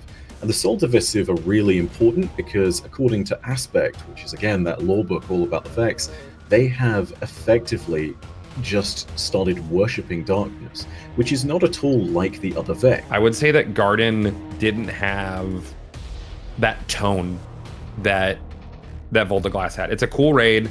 The mechanics are neat. outside of the tether, which can often be buggy and work against you more than it works for you. It was really interesting that for a core mechanic of a raid, we didn't have control over it. So like if you look back at like Vault of Glass, if you had the shield, you held the shield. If you were holding Crota's sword, you held the sword. If you had the ball in Spire Stars, you threw the ball. So like the core mechanic that we've always been taught in raids, there's always been some sort of tangible control over it. I feel like, I don't know if I'm like missing any, but it always felt like there was something tangible to it. But this was a step away from that. It was something automatic that sort of like, it followed its own logic, and like the logic's predictable, sure, but it was still something. It wasn't an artifact or a relic that we harnessed and then used against them. It was something that existed within the raid, and we sort of just had to like hope it played right with us. And that kind of bugged me a little bit. The overall like mood of the raid also didn't feel as menacing as a raid with Vex, I guess, should. I don't know. Like with Vault of Glass is like, we could get erased, you know, like that, like there was always that feel, like whether it be like the Gorgons or the Oracles, it was always menacing. Like even going back and replaying that raid, it still had like a really cool tone to it. And Garden of Salvation feels like it's a neat raid, but it's like, it didn't make me like feel that Vex feel that we got. The Aspect Lawbook notes points at which the Vex are actually fighting against each other, and the lines are very clearly driven with the Soul Divisive on one side and the rest of the Vex on the other. The Soul Divisive are pariahs because they worship the darkness, but it's very much something that has lended them power. And you can see that they believe themselves to be closer to this form of divine power just by the names of the minds, the Vex minds that you fight. So take a look at the words consecrated and sanctified, as in consecrated mind and sanctified mind. And even the idea of them being the soul inherent. Inherent implies that they must exist, which is just generic trait, a necessary trait of a god. You know, if a god is omnipotent, then they must exist. But beyond just that, the idea that these Vex minds are sanctified or consecrated implies that they're closer to some form of holiness. It implies they've been made holy or made divine. And that in itself gets to the heart of what's happening here in the Black Garden. You know, the raid itself is all about finding what the signal that went out from the Black Garden originated from. And as you go through the raid, on the bottom left, as you see in the feed, you can actually see little notes about the signal sharpens and the signal leads you further into the garden. And when you finish the raid, it says the signal terminates here, just as you find the statue, which has your final endgame loot chest in, and of course is the same statue that you saw on board the Darkness Pyramid ship. And so it's implying very easily that, hey, there was always a presence of the darkness in the Black Garden, and the Vex were always worshipping that. And yeah, the implications of that then reach back, because after you've completed the raid, that's when you start getting communications from the artifact. This was almost sort of a test. I don't necessarily want to go ahead and say that's the initial motive of it, but it seems as though there was a very clear sequence of events that states, hey, this happened because you completed the Garden of Salvation raid. The darkness started to reach out to us from that point onwards, and it was something that only happened after the raid's completion, so it's got to be assumed that there is a link here. My worry with raids nowadays is that I feel like, and I don't know how true this is, but this is just from the outside looking in, I feel like raids are more balanced and tuned for that day one contest mode experience, as opposed to the rest of it in terms of combat. The day one experience, when you're 20 levels or 15 levels or whatever amount of levels underneath the boss and the ads, is very intense. It creates a very intense environment, which I like. Maybe not every single time I go do the raid, but I do like that sort of intensity. And when you out-level the raid, the combat experience of the raid completely falls apart. Everything is super easy to kill. There's not really that many threats in the raid in terms of things actually hurting you so badly that they kill you, except for maybe the Angelics or Hydras, as is what they actually are. You know, Hydras always hurt pretty much everywhere, but it doesn't really feel like anything else is that much of a threat. The mechanics are definitely a huge threat because mechanics don't have a level, but I really would like to see either a difficulty option to increase that sort of combat threat level, or just have the combat threat level be increased. The raid is partially about the experience of overcoming difficult odds, but for many, it's the most reliable source for Pinnacle rewards. Destiny 2 Shadowkeep changed how the Pinnacle system worked in that it gets you to 950 power, aka the soft capped, quite quickly. Tier 1 to 3 drops come from mostly run-of-the-mill activities like running strikes, Vex Offensive, Nightmare Hunts, Gambit bounties, Strike bounties, Crucible bounties, etc. Pinnacle rewards have far fewer sources, including hitting 100,000 points on the Ordeal Nightfall, the Raid, the Pit Dungeon, Mastered Nightmare, Difficulty Hunts, and Iron Banner, when it's available, will reward you with the highest level drops possible. The problem with that is it eliminates the desire to prioritize any of the other activities in Destiny 2. Once you hit 950, you're further pigeonholed into this small set of things to chase, which is unfortunate because of all the positive improvements across the board to the other modes. One way this is softened is with the artifact power grind. Each time you level up this new artifact, you unlock mods that can help craft your build in a way that makes you more powerful. That's in addition to it giving you a free power boost that'll last until the season ends. Remember, Bungie had the goal of getting players excited about their progress each time they played the game, and mostly I think they've succeeded in that respect. While the Pinnacle activities are the most efficient way to gain power, even if you just want to hop on and play some of the new PvP modes like Momentum Control, you're still able to stack bounties and make progress in some capacity. The only lingering question is if that grind is worth it, as all of your progress is simply removed at the end of the season. If you're doing it passively, it seems fine, but actively chasing artifact power seems like a hollow endeavor, especially seeing it'll only be used for such a limited amount of time. It's been brought up a few times, but initially I discussed how you need to get to 951 in all slots before you could hit 952. Now that Bungie has come out and said they're increasing your Pinnacle drops to be +2 power, making that maximum of 960 for the season achievable, I think it'll do a lot to empower the player to chase that level, but it comes very late into the season, so we'll have to wait and see if it has an overly positive impact. Now that they've made the changes to Pinnacle power, it feels like a perfect loop of chasing Pinnacles, then chasing Powerful, and then, like stepping up slowly. And the artifact integration is great. I feel like no matter what I'm doing in Destiny, I'm always making some kind of progress via the artifact, and that makes me want to play the rest of the game more. So the Pinnacle power climb is an interesting thing. It's really new, and I don't know how I feel about it entirely yet. I do like how hard it is to increase level past 950. It reminds me of way back in the day in D1. It reminds me of vanilla D1 when I was forever 29. I couldn't reach 30 because I needed one piece that was higher light from the raid, and I couldn't get it. I think it was my boots or something, and I just could not get higher light boots, right? And so it brings me back to that feeling. The artifact kind of ruins that for me because it allows you to think that you're higher level than you are.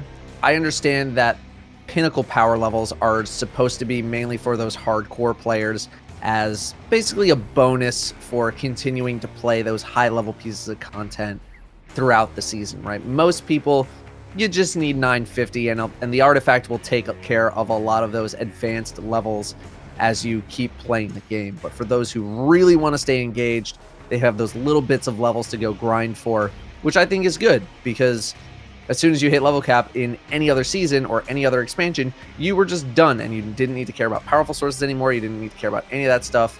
It was only just to farm for armor rolls on stuff that you wanted.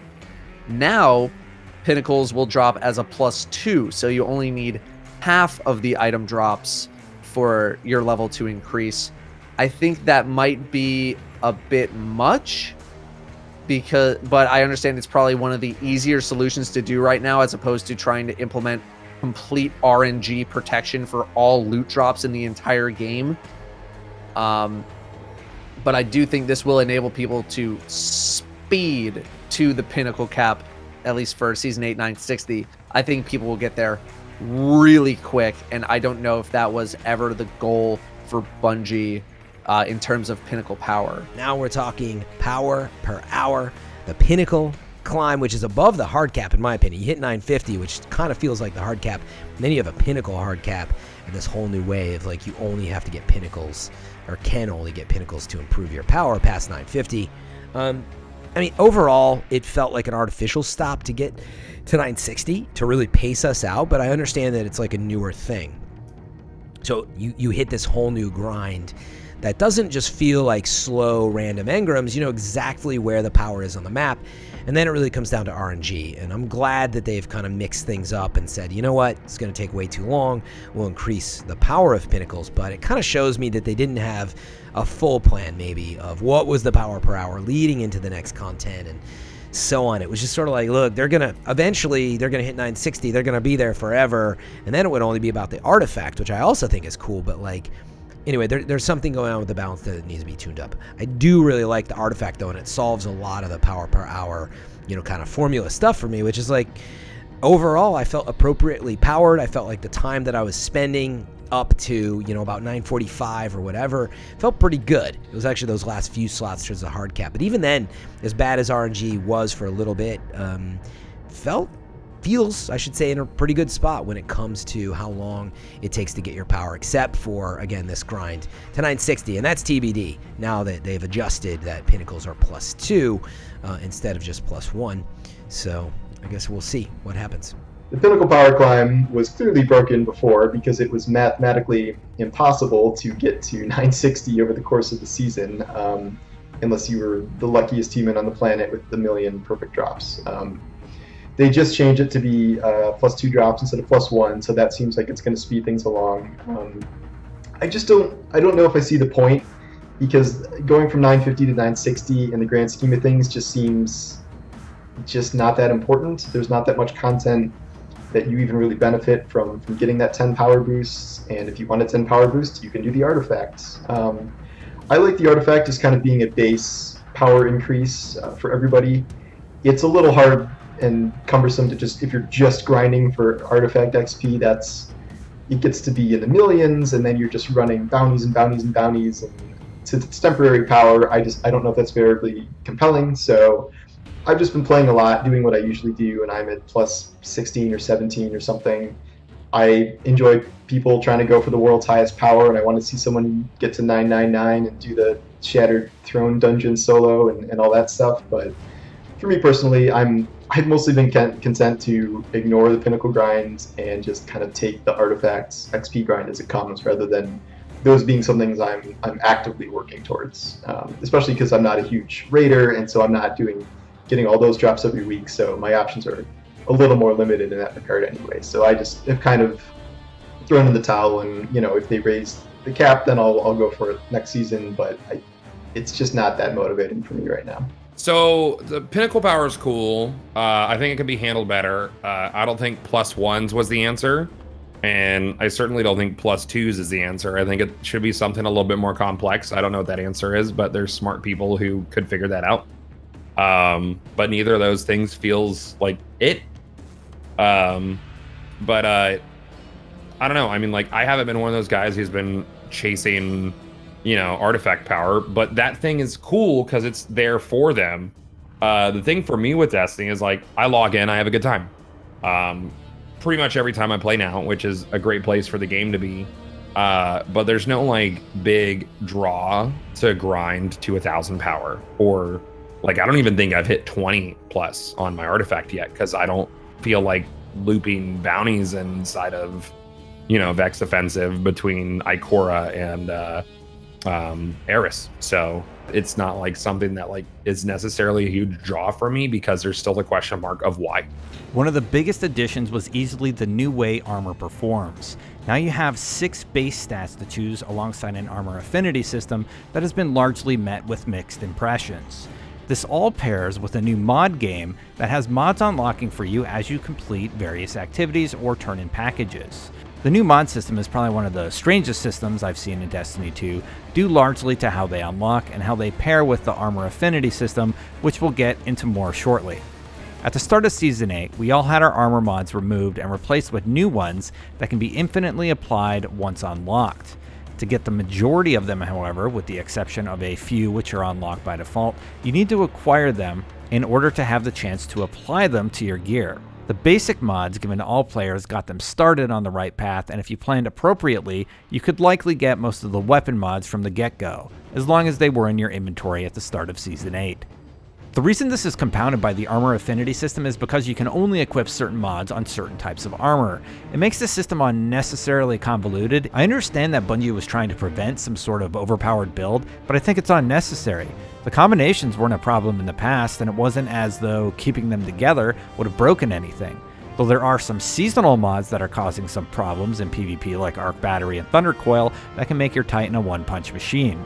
I do like that the most recent update added a menu where you can see where mods can be acquired and their functionality, even if you have yet to acquire them.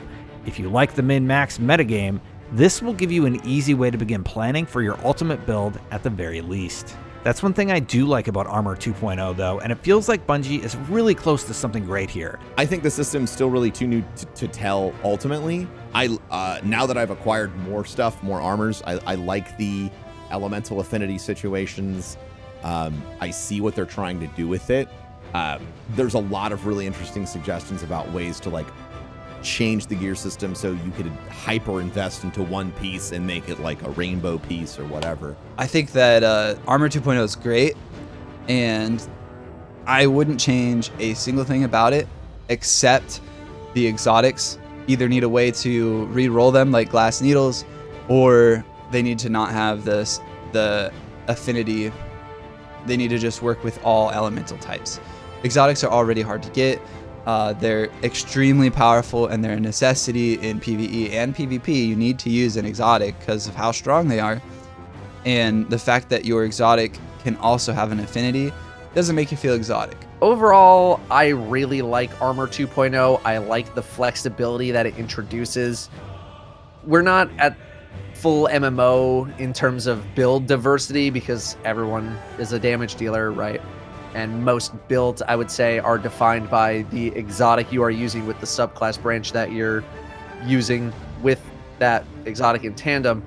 But I like being able to tinker more with my stats and my perks and filtering how everything that I want to do and change up the things that I want to change up. Even the universal ornament system, that is also really, really great. But it still has some restrictive elements. You can't just create one armor set and be like, I'm done. Here's my Omega super crazy armor set that I can use for literally everything in the game. We're good. We're solid.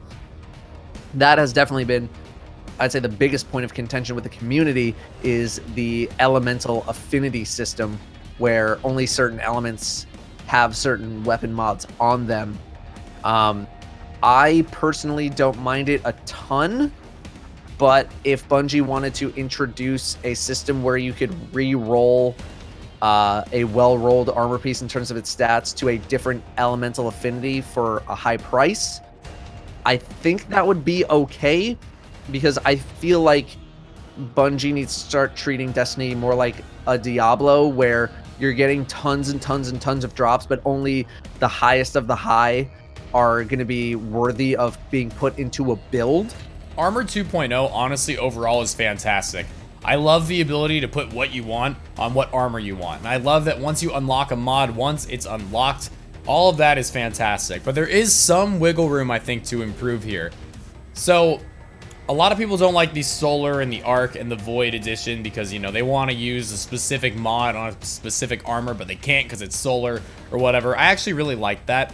I like that we have 3 pieces sort of that we need to collect for each part of our armor, our helmet, our gauntlet, our chest piece, etc. I actually really like that. However, I think it's a little bit overkill when you consider the random rolls that we're also getting on armor. So you get crazy random rolls. I'm talking point value, like you can get a chest piece to drop with 50 overall points that go into intellect, discipline, etc. You can get one with 57, and then you can get one with Void, Solar, Arc, and those points, those 50, those 57, as used in those examples, can go slotted into any of those 6 categories of the intellect, discipline, the strength, etc. It's a little bit overkill. What it leads to, at least me doing, and I think many other players doing, is saving way too many pieces of gear. Because you'll get a chest piece, let's say, that drops at 57, and and it's got a lot of stats in the recovery and not much in the intellect. And you get another chest piece of the same element to drop at 57, however, it's swapped. You've got a lot of intellect and a little recovery. And you kind of want to save both because you're not exactly sure when what is going to apply to what. And maybe you're going to want this for a raid one day. Maybe you're going to want that for a PvP build one day. It leads to hoarding beyond belief, and it's almost stressful because there's so many different armor pieces that have little tiny variations that I'm saving just in case. Here's my idea for how to fix that and how to make this kind of perfect in my opinion. I like Solar, I like Arc, I like Void. I even like random point values, getting a chest to drop at 50, getting a chest to drop at 58. But what if they allowed us to actually slot those points where we wanted, in intellect, discipline, strength, etc.? What if they actually allowed us to slot those? And maybe similar to the artifact, you slot them, and for a price of glimmer or shards or something, if you realize you wanted to slot them differently, you can reset those 58 points you have on your chest piece and slot those 58 differently again. The reason I like this so much is it allows us to save one chest piece that's void, one that's solar, one that's arc, period. You don't have to save tons of other ones, that's it. And what you can do is continuously try to get one that's a little bit higher rolled. So you have your 58 point value chest piece saved, and now you get a farm to try to find one that's 59 points or 60 points or 61 points. Keep doing those raids and keep looking for that chest piece that's a little bit better. You know what I mean? However, you don't have to now hope that it has the stats in recovery if that's what you're aiming for, or intellect if that's what you're aiming for, because you're going to have the ability to slot that yourself. It still requires a grind to get the pieces that you want, but it takes away the issue of having so many tiny variations that make deciding on what to keep and what to delete a nightmare. I think Armor 2.0 could be like a whole nother lengthy interview and discussion, but you know, first reactions, I really like Armor 2.0. I love that I'm not using mods, that I am expending and they're gone, and man, what a feeling of freedom that has been to like play with your build and mix things up. And so I'm loving where it's at. I think if anything, you start to feel like you want more mods, and you know, even then, right, I don't have enough time to mess with it. I still think maybe, well, you know what, no, it's too early for me to say, but the masterwork currency and getting to that level, I don't actually, yeah, I think the grind's been pretty good in terms of if you want to invest in Armor 2.0. It doesn't feel unachievable to get masterworks and spend currency and stuff on that. But where I was going with that, enhancement cores are still a little hard to come by. I know you can just go grind out the shore bounties and stuff, but it's not fun, and I think, you know, probably needs a little touch up there. But overall, like an Armor 2.0, can't wait to see the improvements to it. Clearly, elemental armor affinity needs to go because nobody likes that. I think they can streamline some of the mods to make it so there's not, 100 mods showing up on every piece of armor. I don't think we need individual ammo finder mods for every single type of gun. I think that's taking up a lot of space. Just the whole elemental affinity thing doesn't land right. It's another level of grind that just doesn't seem like it needs to be there. And in all my plays so far, I have not purposely tried to grind out a specific armor piece with a specific affinity just because it's too annoying. And if I'm grinding anything, I'm grinding for stat rolls. That's kind of another problem though, is there do not seem to be enough sources of high rolls for gear. It's pretty much just, I think a couple Pinnacle drops can drop really high stuff, the Raid and Iron Banner, and then exotics can roll with high stats. But it seems like there's 90-95% of the armor sets in the game that simply don't have the ability to roll very high. So there is an entire, huge class of gear that is never going to be useful. It's like as useful as Iron Banner gear or Raid gear, and it seems like a second class tier that doesn't really need to be there. And I kind of wish that everything had the ability to roll, really get a perfect roll or something like that. Armor 2.0 is one of the best changes they've made to the game, in my opinion. I think we need more mods. It looks like they did like an update a few weeks ago where they talked about like changes they were going to bring to like doing duplicate mods and having diminishing returns if you have duplicate mods, but it gives you like more control over how you want to do your build. But for the first time in Destiny, I think ever, like before each activity, I sit down and I look at what I'm bringing, and I'm like, I'm bringing this, and this, and I have this mod, and this mod that I might want to use in this encounter, or with this build, I'm going to be using a sniper. So void this, this, and this. Oh, I don't have void stompies. I want void stompies. That didn't exist, and I think that's a great thing. That's a good change to, how we approach the PvE game, or even the PvP game if you're a PvP guy. But I think Armor 2.0 had a more significant impact on Destiny 2 than a lot of the changes they've done over the past couple years, minus changing the weapon system with Forsaken. The final aspect to discuss, now that we've looked at all the game mechanics, is how Shadowkeep drastically changed their monetization model. You can pay as little as $34.99, though you'd be more likely to land on the $59.99 package. Bungie's website even sends you to that particular version on Steam by default. It does seem to be a good value, as it'll include 4 season passes. The season pass itself rewards purchasers with hard-to-get investment materials like Ascendant Shards and Enhancement Prisms, alongside exotics and a cool armor set that you can wait and acquire the exact piece you're lacking on your road to 950. There's also a free season pass tier that will give you Eververse engrams, but most of those rewards stop at level 60 with an exotic engram. You still get the artifact for the season, upgrade modules, an armor set, and some weapons with the base leveling structure. The real challenging thing to define is the new a la carte store. There you can directly purchase many of the items, but some have hefty price tags, the most expensive being full armor sets that sell for up to $15. There is a Bright Dust store, which Bungie has thankfully been updating, but a lot of players are wondering how they can acquire more Bright Dust once they've spent it.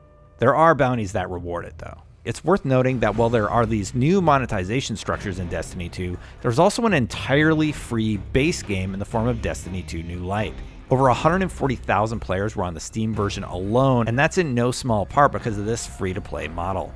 This low barrier of entry has made for easy access to playlists, full PvP games that pair you with those at your skill level, at least some of the time, and an environment that always feels like there's someone there battling by your side.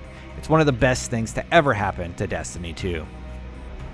Destiny 2 New Light is the single smartest marketing move Destiny has ever done for their game.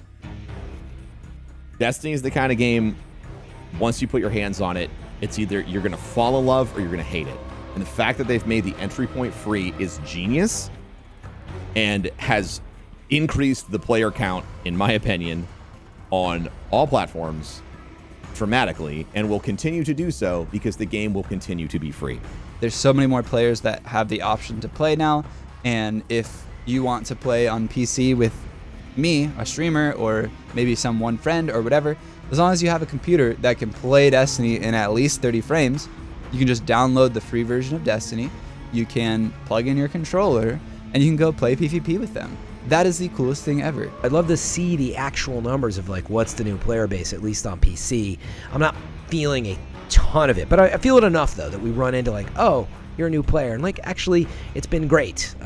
As much as you might get frustrated that they don't know how to do something, it's great to see new players coming in and hopefully sticking with it, for the next year, because that's the real test. I think New Light has had a crazy big impact on the game. A lot more people playing, especially on PC. A lot bigger population. Eververse has been pushing its luck a little bit. I understand the move away from randomized engrams because it's not cool to have loot boxes anymore, and I think it's bad for them to keep kind of pushing that. So they've relegated engrams to be essentially nothing now. It's really old gear. You're not even getting dust from it. The Bright Dust economy has been kind of reduced to rubble. It might as well not even exist anymore unless you were running really specific, really boring bounties to get dust. And they're only selling a fraction of the new season's gear for dust in the first place. And then overall, I think that they're just overpricing a lot of stuff. I know that other games will sell skins or cosmetics for similar prices, but other games do not have Destiny's loot system, and Destiny is just selling a lot of loot that many people either think should be in the game, or they think that Bungie should be working on other loot that should be in the game instead of focusing so much on Eververse stuff. And even though part of Destiny is free to play, most of it is not, and most people have paid dozens, hundreds of dollars to get to this point. And so to have a pretty intense microtransaction store with $15 skins and ornaments is pushing it for a lot of people. And I think they would sell more ultimately if they reduce the prices a little bit. And I think they should give a little bit on putting some things into the game, like the Red Keep Sparrow should probably be Red Keep Nightfall loot instead of an Eververse purchase and things like that. So I think there's a lot of work to be done on Eververse. There is always a lot of work to be done on Eververse because they change it every 2 or 3 months. So we'll see what they do next. I don't mind any of the changes to Eververse. I definitely understand that people are having a tough time kind of like acquiring everything without spending additional money. But on the same token, I feel like Destiny's a really fantastic experience right now. You're still getting a lot for free. You're even getting like 85% of the game for free if you're playing just the free-to-play version. So I don't mind the way that they're doing monetization with Eververse. It seems like any other free-to-play store. If there are things that are pretty and I want them, I can buy them, but I don't have to. The monetization structure is hard. I really don't know how I feel about it. I'm not a collector, but I do choose to support Bungie any way that I can. If they put out some content, some Eververse items that I actually really, really like, I have no problem going and buying it because the game's free to play now. The DLC money changes are amazing, and you know, I feel like, especially now that they're not with Activision, more of the money is actually going to them. So I have less reservations about actually buying items with silver. I can't give you too much of anything for that though. That's just, I bought the Broom Sparrow and that's about it. So the season pass I think is fine. $10 for 3 months of playing the game at its most updated version. The fact that it's a la carte now is great. If you don't like whatever season's going on, or maybe you just don't have time to play, you got school coming up, or you know, work's starting to pick up, you just be like, all right, I'll pass and I'll see you guys in the next season. I think that's totally fine. Monetization and Eververse. Oh boy, you love to talk about it. I like that you can go buy whatever thing you want in the store and you just get that thing. That's nice. That being said, I still have not spent a single cent on silver in Destiny 2 since it has come out. That's partly because I've been able to play the game, at least with the old engram system, the bright engram system, where I got to earn all of the things in the store just by playing the game a lot. I really like that because that means I don't have to buy anything. But if you don't play as much and you want to go buy something, you go buy something. But with the old system, it was a gamble because it was just a loot box. Now it's not, but you can't really earn those things through gameplay anymore. You can indirectly earn them through Bright Dust, but the amount of Bright Dust you get is not a lot. It's not a lot. You need to grind an insane amount of bounties to be able to buy everything purely with Bright Dust. But I don't think Bungie really wants people to be able to buy everything purely through Bright Dust. So it's tough because I would really like to see some of these cooler cosmetic items in the game, implemented in game. You know, I understand Bungie's got to make money in between seasons and whatnot, and people might say like, oh, they already charge, you know, money for the expansion and money per season. What are they more for microtransactions or whatever? I don't know how budgeting works in the game. I'm much more sympathetic to the plight of the developer, you know, nowadays compared to where I was 5 years ago, where I knew absolutely nothing. I know things are expensive, but man, it would be nice to have some of those exotic cosmetics interspersed throughout the game for doing challenging triumphs or activities or this or that. You know, there's definitely some, I'm pretty sure there's a ghost shell in there that is a replica of one of the bosses or something like that of Garden of Salvation, right? That feels like it should be a raid drop. Okay, so Eververse clearly took a step more towards monetization and being pretty upfront and aggressive with the monetization. I think a lot of that was kind of expected with a new free-to-play model. I don't think they, there's no easy answer. I think, like, if they don't monetize, then they kind of shoot themselves in the foot. But if they do monetize, then a lot of people sit there and say, hey, like, what the hell? Because like last year, I could get the entire list of Eververse stuff just by playing. Like, I got it from Bright Engrams, and now that's not the case. Like, the majority of it you have to spend money on or have, you know, a stack of, you know, tens of thousands of dust to get through. So I don't know. It doesn't upset me. Like, microtransactions don't upset me as long as it's direct purchase. Like, I don't like mystery boxes at all. I hate that shit. But overall, like, I'm fine with it. Like, I don't know. I after they said, you know, the skins from Whisper of the Worm funded the Outbreak mission, I was like, oh, okay, sure, that makes sense. So I don't know how much of that goes into creating more of that, but I guess I'm kind of okay with it as long as it's not a question mark box. I love the season pass. The season pass nails it. Very engaging, and chasing to level 100 on this season pass felt great as well. Overall, I think Season Pass is great. I think it ends, and then we want more, so I think they need to address that. I also think there probably needs to be a look at some of the way that things are placed in there. But look, as a first step, I think it's great, and I don't have any major complaints about it myself. With the state of Destiny 2 being considered from top to bottom, it seems as though Shadowkeep has resulted in a net positive for the future of the franchise. It's always going to be difficult to strike that perfect balance with Destiny 2 updates, and I'll refrain from saying Bungie has taken a step in the right direction, because it seems like they're constantly doing that. They have instead figured out some key changes to their sandbox that has resulted in a change that for me personally is unclear but effective. I find myself signing on every single day to play more of the game, chase the seasonal weapons, and maybe even get that coveted role I've been after.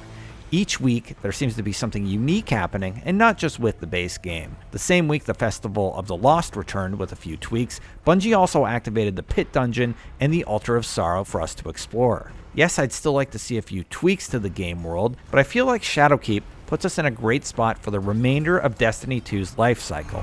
We're going in, getting what Adana wanted, and getting out. Do you copy? Time will only tell how long that is.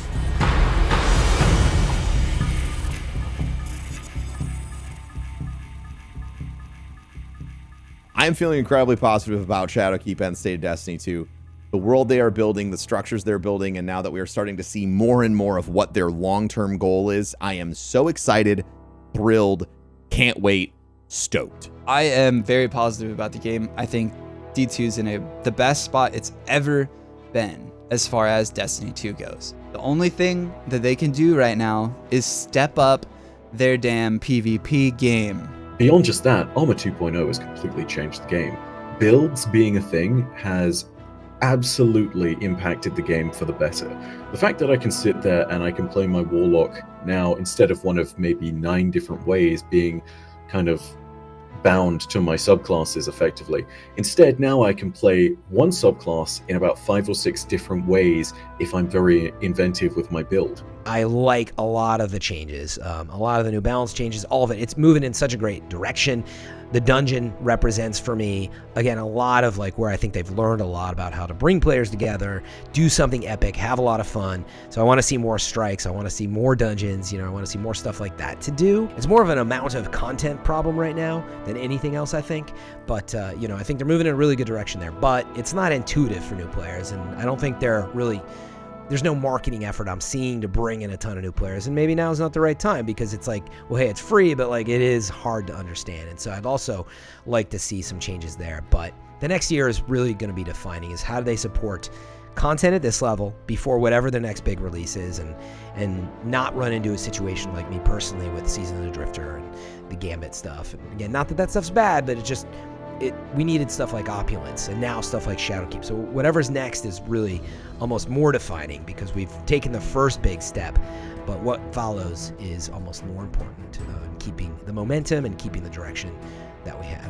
Destiny always has a lot of room to grow. It's kind of a game with unlimited potential and the ability to be as big as it wants to be, and probably never big enough as fans want it to be.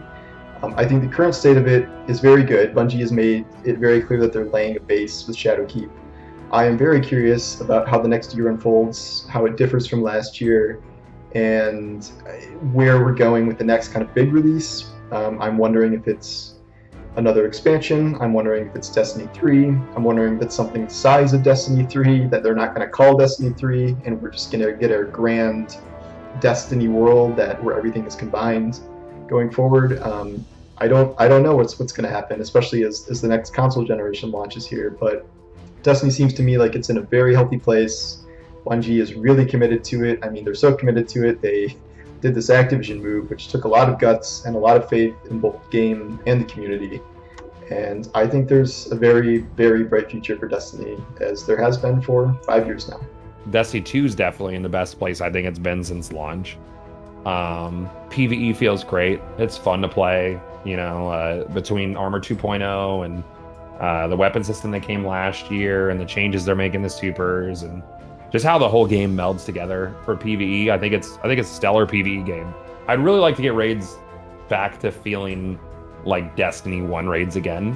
And I sort of touched on that earlier. Like the tone of them they feel different. Though Last Wish really comes close to that. I think Last Wish probably does the best job in Destiny 2 of feeling like a real Destiny raid, if that makes sense. Like, that's such a stupid phrase. But I think I would love the raid experience to get back to how VoG felt or how Kingsfall felt, and really capture tone. Like, tone is so big, like raid day is like, it's like race, and I really miss when it was kind of like, wow, this is like such a big grand thing. Even though like race was in the background, it was still grand. Like, I would love to get that back. I do think the game is definitely in a better state than where it's been in the past. Forsaken was definitely a huge high on state of the game for a lot of people. And then I think Season of Opulence was also a pretty high point for a good amount of people. Season of Opulence itself was pretty well received. I think Shadowkeep and Season of the Dying combined makes it seem like there's a lot more going on, but we're not going to have Shadowkeep and a season levels of content going into Season 9, 10, 11, blah, blah, blah, blah, until whatever we get next September, if we get a big expansion next September, whatever that ends up being. I worry about the season structure and how Year 3 is going to pan out. Are people going to get tired of that slow trickle? Is Bungie going to hit story beats hard enough that is going to satisfy players? Are these seasonal activities going to be engaging enough that it feels fun to do them? Vex Offensive is it's diet menagerie, right? It's a very, very watered down version of menagerie. You go in, you kill a ton of Vex, you kill some crystals, and you move on. The final boss encounter is not the most riveting, but because they have to move on such a crazy cycle of implementing these activities, that doesn't leave as much room maybe for, I don't want to say ingenuity, but complexity. It's a wait and see game. They've never really developed the game in this way before. It's a brand new way that they're sort of handling content creation for Destiny. So far we're okay. Going into the future, we'll see. I want to take a moment to thank all of my guests who were able to contribute to this episode. This is a project I've had in my head for a long time, and it wouldn't have been possible without their contributions. I've always wanted to take deeper looks at the games we all play, and with almost 200 hours spent in Destiny since it arrived on Steam, I think it would be a good place to start. If you'd like to support this show, I've included a link in the description below to the Loot Drops Patreon and other ways you can do so. Thank you again for watching. The goal here is to start releasing these in-depth episodes regularly, and I'll do my best to hit a good cadence. Ideally, that would be once a month.